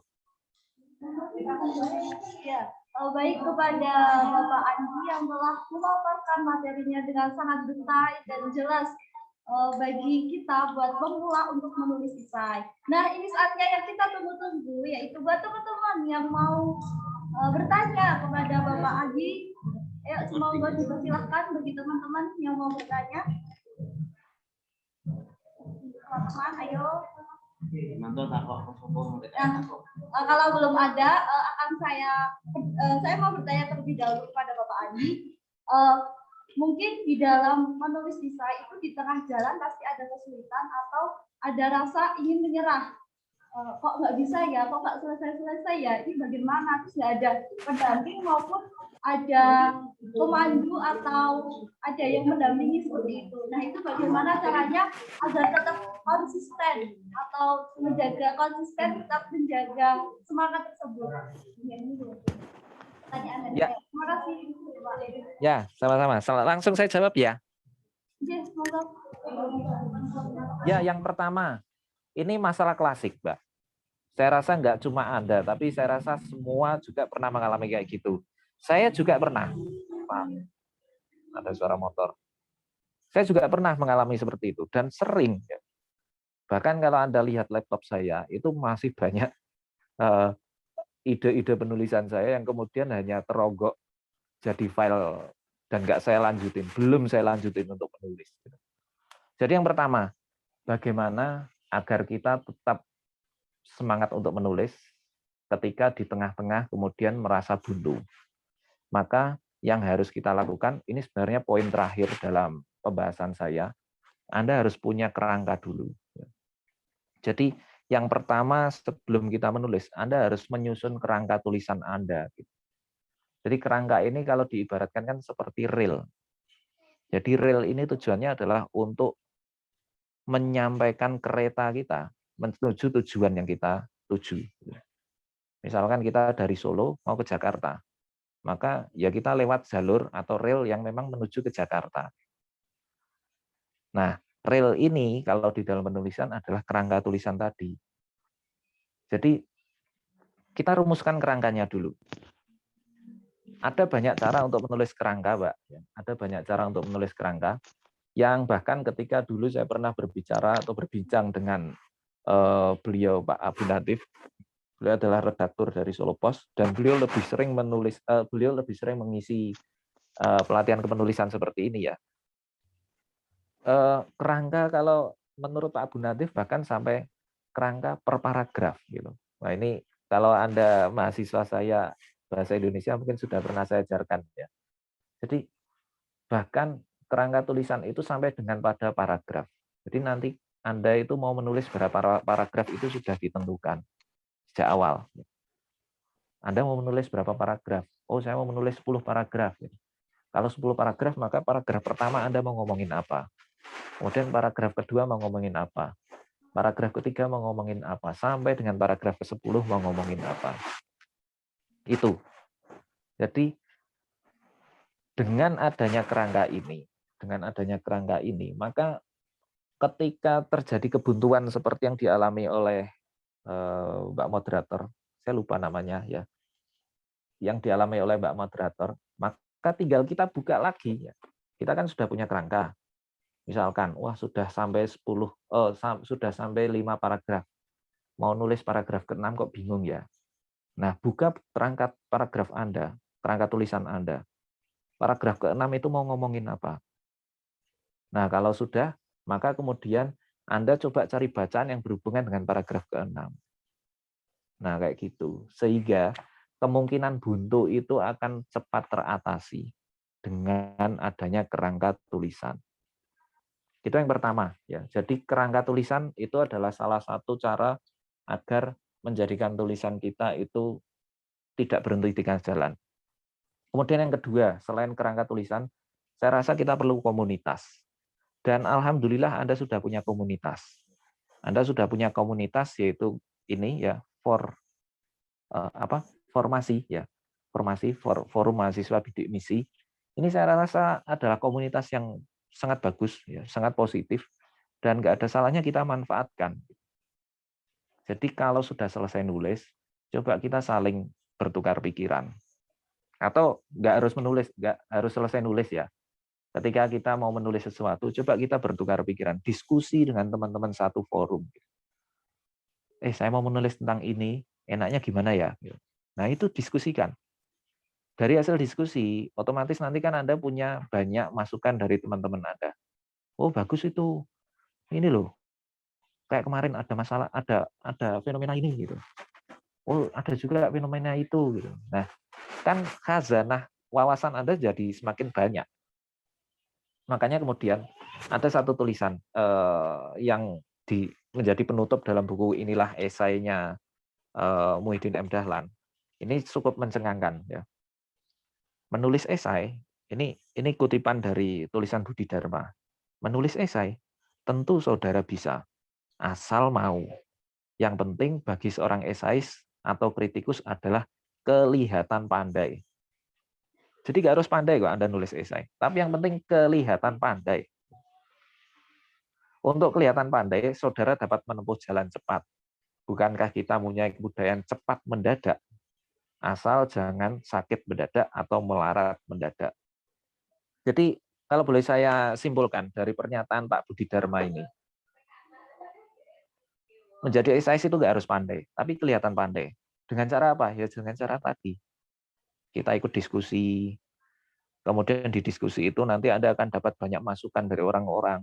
Makanya forum diskusi tulisan itu saya rasa sangat positif. Dan saya yakin formasi ini adalah wadah yang tepat untuk bisa kita jadikan untuk forum diskusi kepenulisan. Terserah Anda mau ngomongin apa. Saya tertarik untuk nulis ini tuh. Oh iya, kalau gitu coba Anda baca ini. Oh ini ada masalah itu, coba dituliskan di latar belakangmu. Itu jadinya semakin kaya, sehingga seolah-olah Anda kan jadi kelihatan pandai. Padahal sebenarnya nggak pandai-pandai banget, ya kan? Jadi tenang saja, esais itu sebenarnya bukan orang pandai kok. Hanya orang-orang yang kelihatan pandai. Itu yang kedua ya. Yang pertama buat kerangka, yang kedua Anda harus punya lingkungan yang positif. Forum atau Anda punya kelompok yang itu memang khusus untuk membahas tulisan. Kemudian yang ketiga, alangkah lebih baik Anda harus punya deadline. Ya. Tenggat waktu, ya. Menulis itu butuh tenggat waktu. Jadi misalkan Anda mahasiswa semester 7, gitu, semester 8, 7, gitu. Itu kan sudah saatnya mengerjakan skripsi. Sejak awal ketika Anda mulai mengerjakan skripsi, Anda harus sudah menarget bahwa skripsi saya itu harus selesai pada bulan berapa. Saya mau menulis skripsi selama berapa bulan. Itu harus ditarget, teman-teman. Karena kalau nggak ditarget, sudah nggak akan bisa selesai.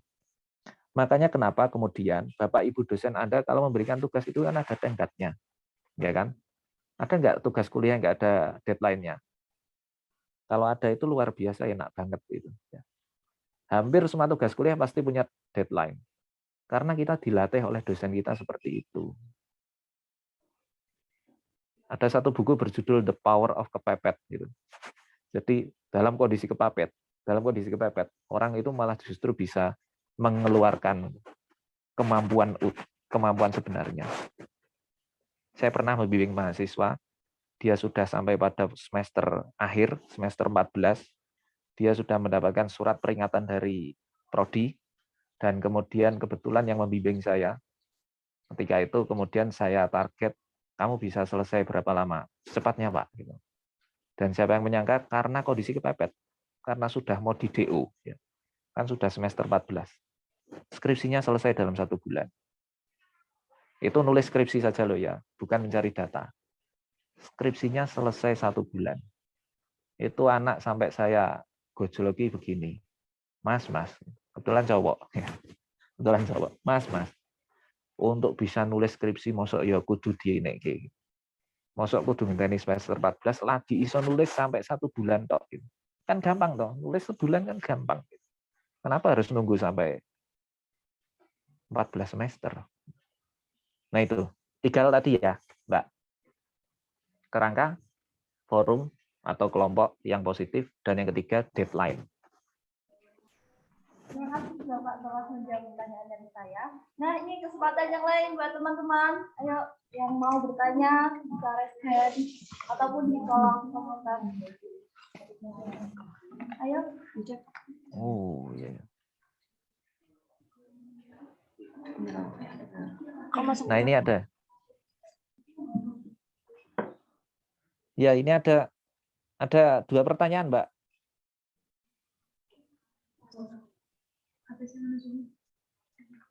Seperti apa, Pak?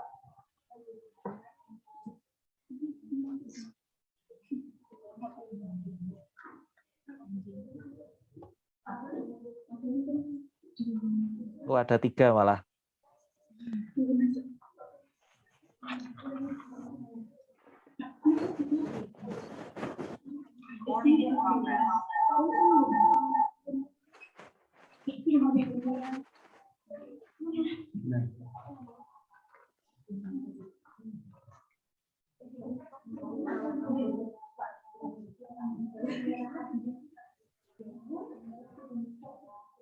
Ya ini Bapak. Yang pertama yaitu bagaimana cara mengetahui gaya kepenulisan pada diri sendiri dan bagaimana cara mengembangkannya. Ini langsung dijawab atau dikumpulkan dulu pertanyaannya baru dijawab? Langsung juga boleh, Pak. Karena saya juga sudah membaca tulisannya. Iya, Bapak. Oke, ya. Baiklah. Pertanyaan pertama Mas Evit ya. Ini Mas atau Mbak ini? Maaf. Evit Isna ini itu Mbak kayaknya. Mbak, iya. Mas atau Mbak? Mbak, ya, mohon maaf, Mbak. Ya. Bagaimana cara mengetahui gaya menulis kita sendiri dan bagaimana cara mengembangkannya? Tadi yang saya katakan, untuk menemukan gaya menulis kita sendiri itu adalah dengan cara kita melakukan ATM tadi. Yang namanya penulis pemula itu sudah lumrah, sekali lagi saya katakan, sudah lumrah kalau nantinya gaya tulisan kita itu jadi ikut-ikut gaya orang lain, ikut-ikut gaya idola. Makanya, Anda harus punya idola. Idola itu penting. Ya. Kalau Anda pengen menulis tapi nggak punya idola, itu susah untuk mengembangkan gaya penulisan. Dan sekali lagi, banyak tulisan saya itu ternyata setelah saya renungkan, itu banyak dipengaruhi tulisan-tulisan, misalkan tulisan Pak Pri GS, beliau yang sudah meninggal. Pak Pri GS. Ya. Banyak tulisan saya itu terpengaruh tulisannya Pak Pri. Karena gaya penulisan Pak Pri, itu diawali dengan cerita dulu. Gitu. Dan tulisan saya juga seperti itu, saya awali dengan cerita juga. Nah, makanya sekali lagi, untuk bisa menemukan gaya itu, Anda harus melakukan ATM dulu. Amati, tiru, dan jangan lupa dimodifikasi. Dan modifikasi itulah nanti akan ketemu, oh jadi gaya saya kayak gini. Jadi misalkan, saya banyak terpengaruh dengan gaya tulisan Pak Pri, tapi bukan berarti tulisan saya itu gayanya Pak Pri. Enggak. Akhirnya enggak kayak gitu. Karena walaupun saya awali dengan cerita, tapi kemudian saya bahasnya dengan sudut pandang yang lain. Saya membahasnya dalam sudut pandang yang lain. Mungkin kalau Pak Pri itu penuh dengan renungan-renungan, tapi dengan sedikit gaya berkelakar, ada guyonnya sedikit-sedikit. Tapi karena kalau saya nggak bisa nulis guyon, jadinya ya agak serius, misalkan kayak gitu. Dan itu menjadi gaya kita. Gitu. Jadi gitu, Mbak.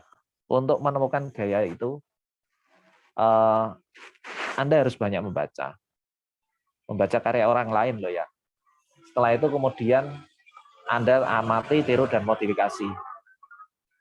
Mohon maaf, ada suara motor. Anda amati, tiru, dan modifikasi, kemudian dari situ kemudian akan ketemu gaya itu sendiri. Yakin deh, suatu saat pasti ketemu kok. Gaya tulisan Anda itu suatu saat pasti ketemu. Asalkan Anda terus menulis. Kalau nggak pernah menulis ya sama saja, nggak akan ketemu. Intinya, Anda pengen nulis, tulis saja. Gitu aja. Anda pengen nulis, tulis saja. Itu aja. Nanti akan ketemu gaya Anda sendiri. Gitu ya. Kemudian pertanyaan yang kedua, bagaimana cara memasukkan sebuah problematika dalam sebuah penulisan esai? Nah ini kalau di dalam penulisan ilmiah kita mengenalnya sebagai istilah latar belakang masalah.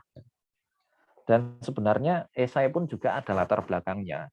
Esai pun ada latar belakangnya. Biasanya di awal-awal kita sampaikan latar belakang itu. Sebagai contoh misalkan kita mau memotret tentang tadi ya netizen Indonesia gitu. Ya kita awali dulu ya. Ada masalah apa sih dengan netizen Indonesia? Itu harus kita tahu. Jangan sampai kemudian kita membahas tentang bagaimana berbahasa Indonesia, bagaimana seharusnya berbahasa di internet, tapi kita nggak menyampaikan ada masalah apa. Jadi bagaimana caranya? Itu sama halnya kalau Anda menuliskan latar belakang masalah. Ya. Jadi ada masalah apa? Gitu. Jadi setiap kali Anda menulis, ya. Ini untuk pertanyaan kedua ya. Pertanyaannya Mas Dendi ya. Bagaimana untuk masukkan? Sejak awal menulis, Anda tanya dulu kepada diri Anda sendiri. Ada masalah apa sih? Emang ada masalah apa sih? Itu harus ketemu dulu. Emang ada masalah apa sih? Itu harus ketemu dulu, ya, Mas Dendi. Karena kalau sudah ketemu itu, baru kemudian coba Anda tuangkan di dalam awal tulisan Anda. Karena itu kan latar belakang kenapa kok saya nulis itu. Gitu, untuk Mas Dendi. Jadi, bagaimana cara memasukkan sebuah problem, itu kita tinggal lihat kondisi yang ada secara nyata. Gitu. Kemudian kita tuliskan di latar belakang. Kemudian yang ketiga, Mbak Niken Aulia. Mengenai penilaian esai, apakah penilaian bagus tidaknya suatu esai tergantung terhadap selera penilai atau penikmatnya? Sedikit banyak saya mengiyakan, Mbak. Ya. Jadi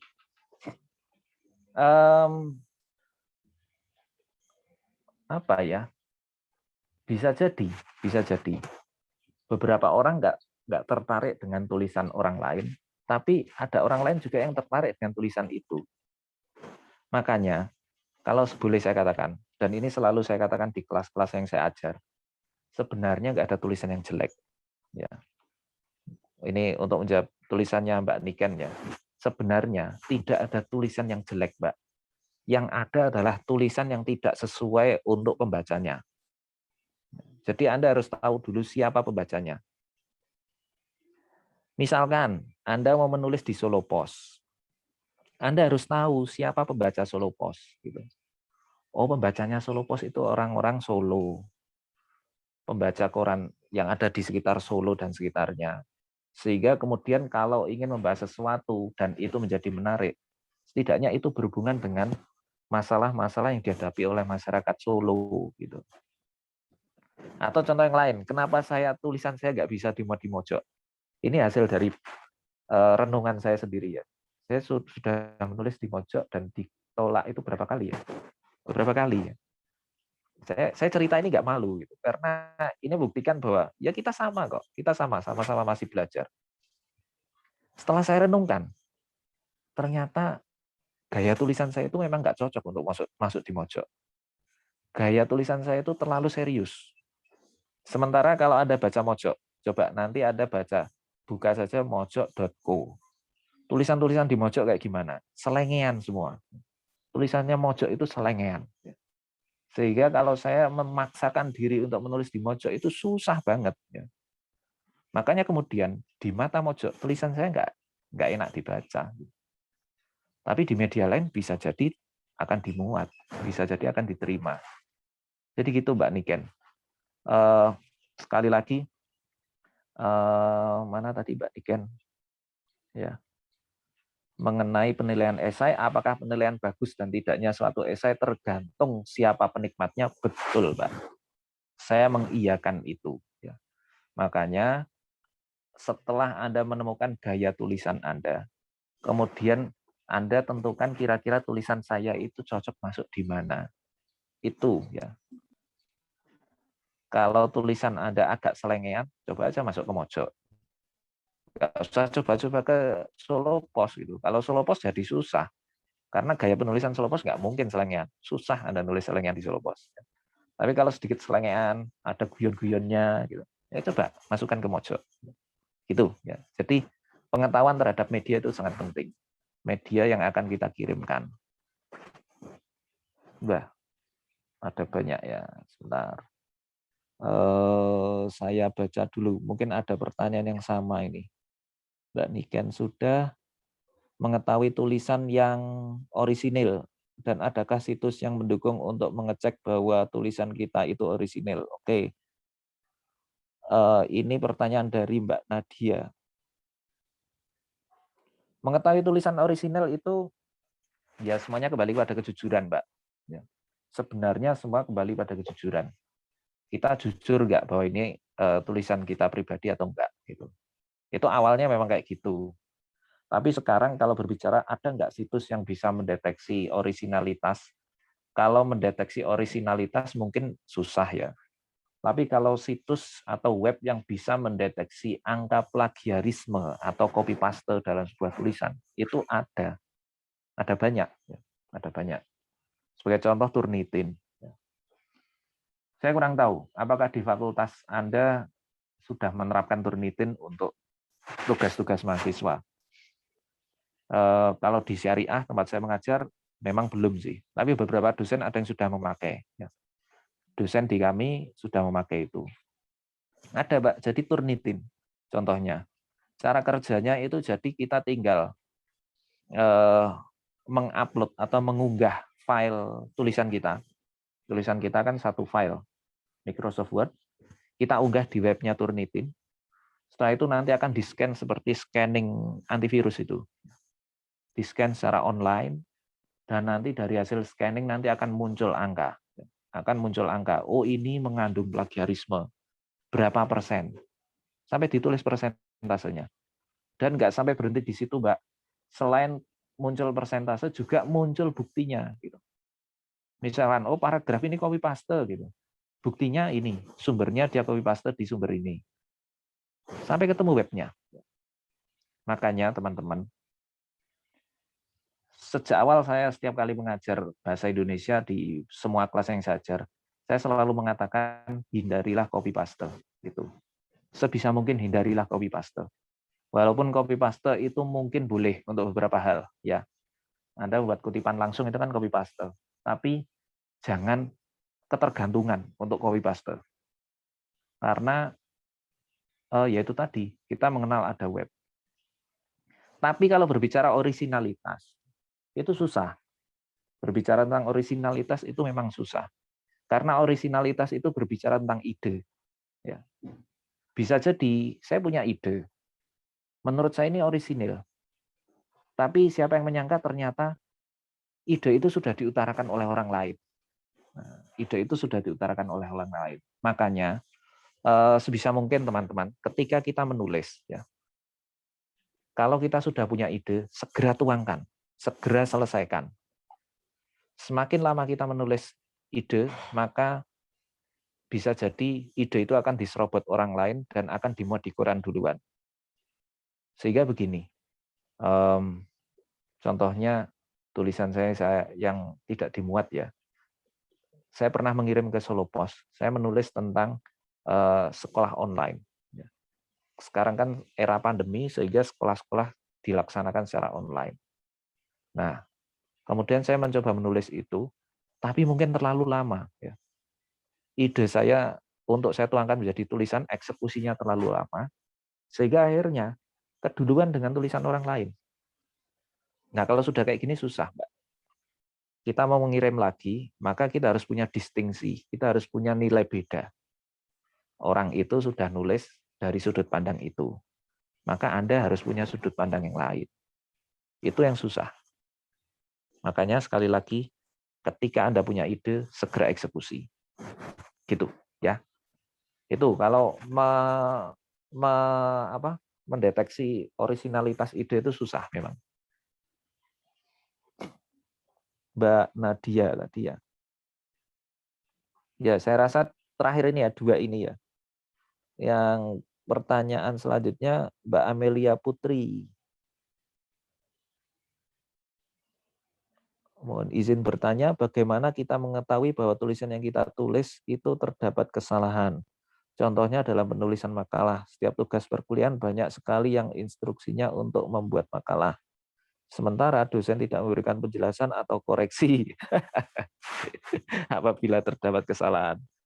Apa yang harus dilakukan? Oke, ya. Dan pertanyaan terakhir, izin bertanya, bagaimana sih cara kita menumbuhkan komitmen dalam menulis esai agar tidak hanya ikut-ikutan? Oke, ini menarik ini. Kebiasaan buruk. Dan ini masih saya lakukan sebenarnya. Dosen memberikan tugas menulis, tapi tidak ada balikan.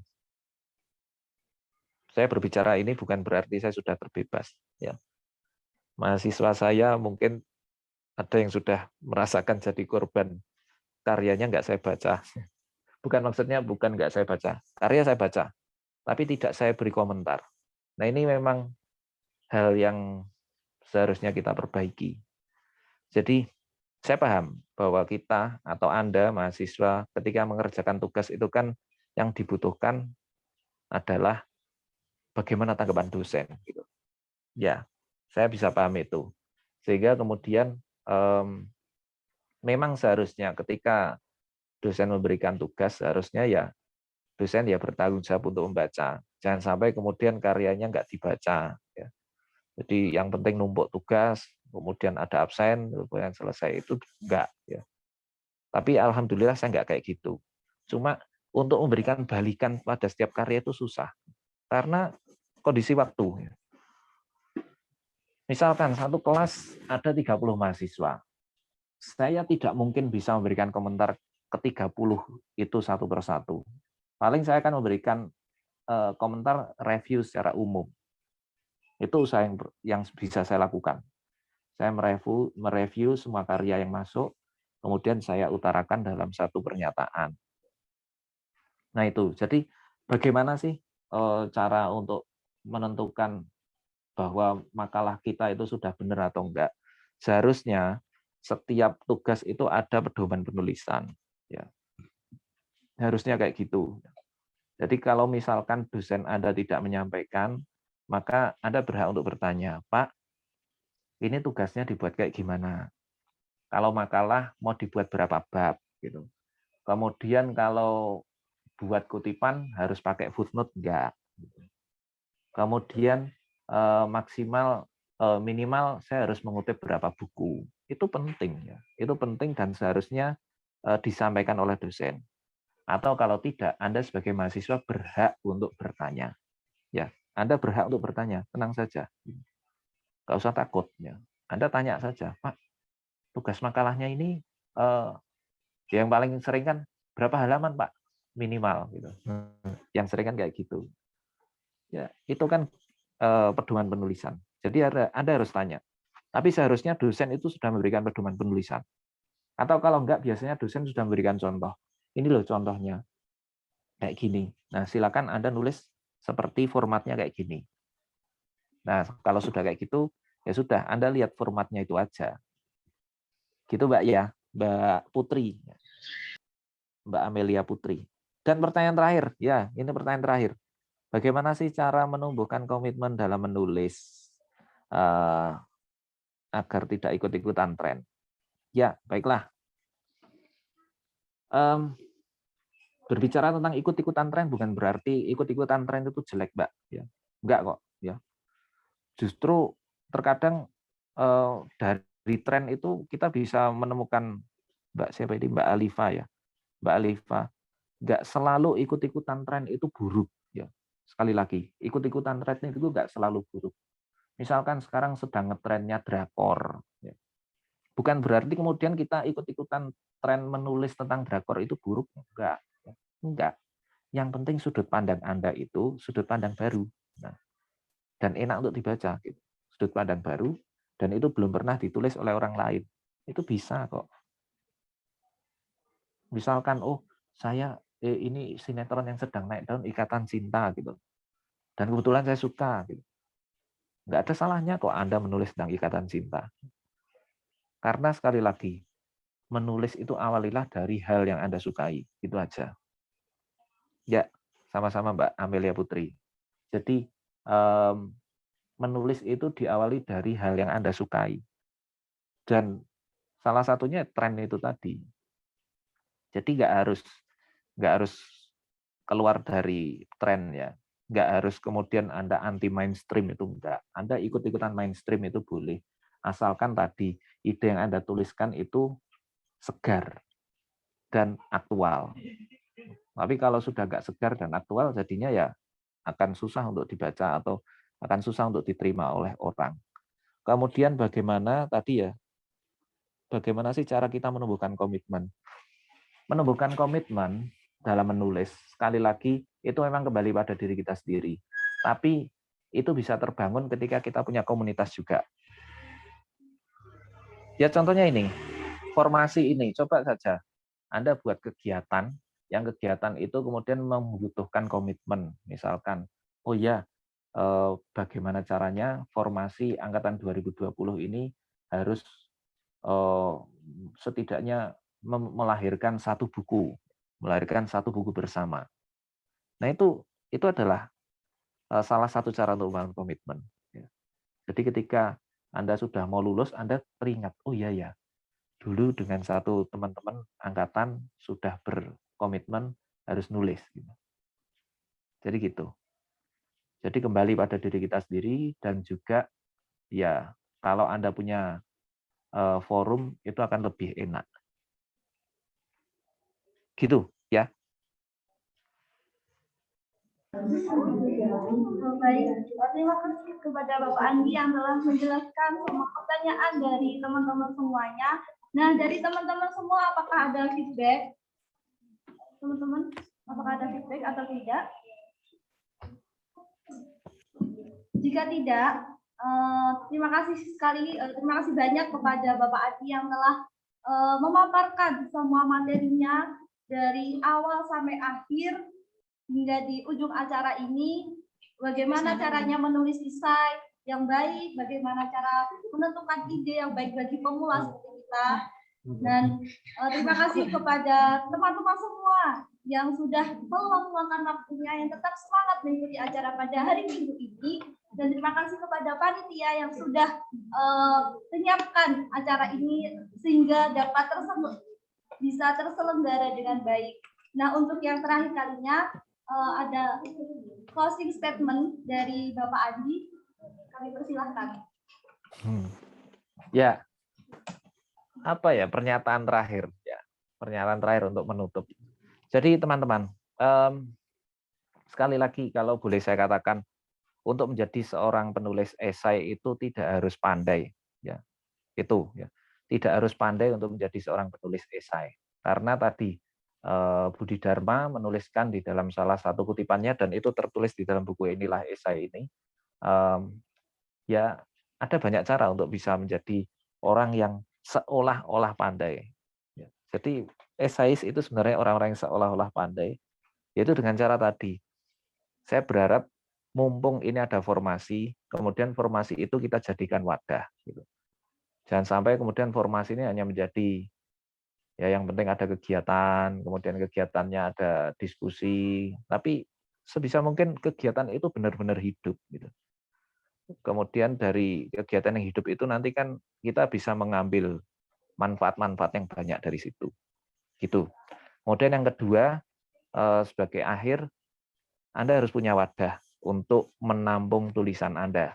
Gitu. Karena nggak semua tulisan Anda pasti akan dimuat di media.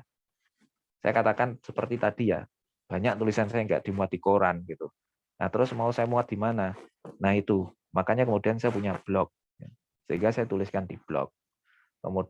Makanya kemudian saya tuliskan di status Facebook saya gitu. Ya karena itu tadi, karena ketika tulisan saya nggak ditampung, sebisa mungkin karena tujuan saya menulis itu kan agar bisa berkomunikasi dengan orang lain. Ya, piye caranya tulisan saya itu kemudian dibaca orang lain, itu aja. Gitu. Saya rasa itu saja, Mbak. Ya. Untuk selanjutnya mungkin kalau misalkan teman-teman pengen diskusi, benar-benar diskusi hasil tulisan ya, itu akan lebih enak sebenarnya. Kalau ini kan nggak ada produk tulisannya, jadi saya mau memberikan komentar juga susah, mengarahkan tulisan juga susah. Gitu, ya. Oke, terima kasih atas closing statement dari Bapak Adi. Nah, di ujung acara ini, saya minta maaf yang sebesar-besarnya apabila dalam memandu acara pada diskusi hari ini, saya memiliki banyak kesalahan yang disengaja maupun tidak disengaja. Kubat jadur ritual menawi lepat nyuwun ngapura. Wabillahi taufiq wal hidayah, waridawal hidayah. Wassalamualaikum warahmatullahi wabarakatuh. Waalaikumsalam warahmatullahi wabarakatuh. Waalaikumsalam warahmatullahi wabarakatuh.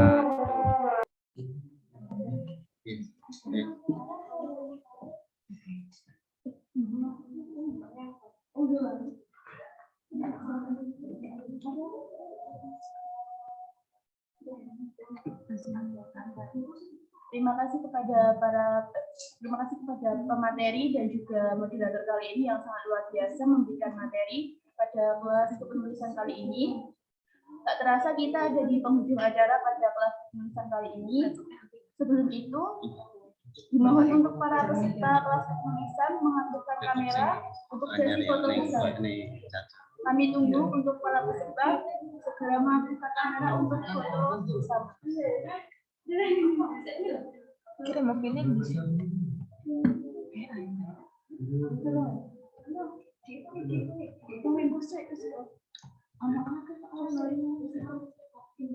เป็น on cam ใช่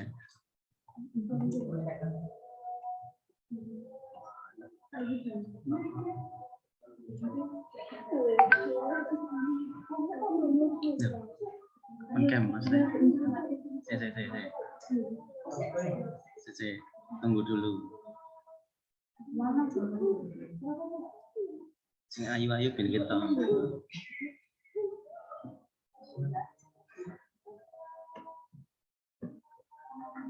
dihitungi kan? Sudah siap semuanya? Saya hitung ya. 1, 2, 3.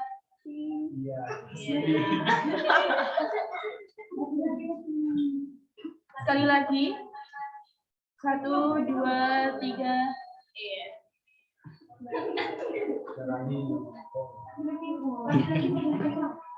Iya, ya.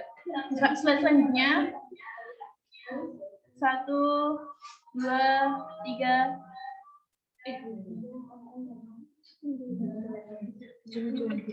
Imut-imut.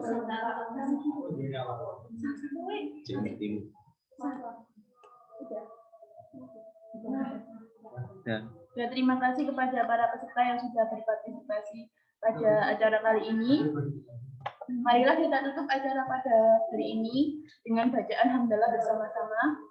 Alhamdulillahirobbilalamin. Apa yang kita dapat hari ini dapat bermanfaat kedepannya untuk kita semua. Amin.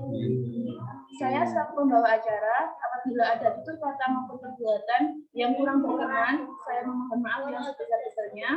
Wabillahi taufiq wal hidayah. Wassalamualaikum warahmatullahi wabarakatuh. Waalaikumsalam. Terima kasih. Waalaikumsalam warahmatullahi wabarakatuh.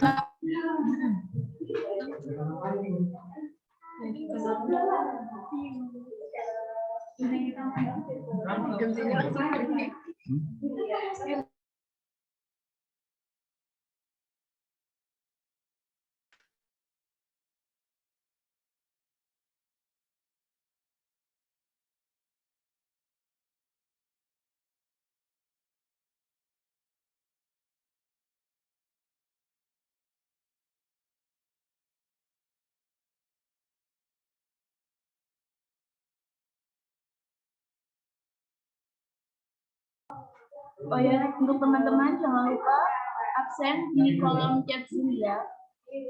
Terima kasih.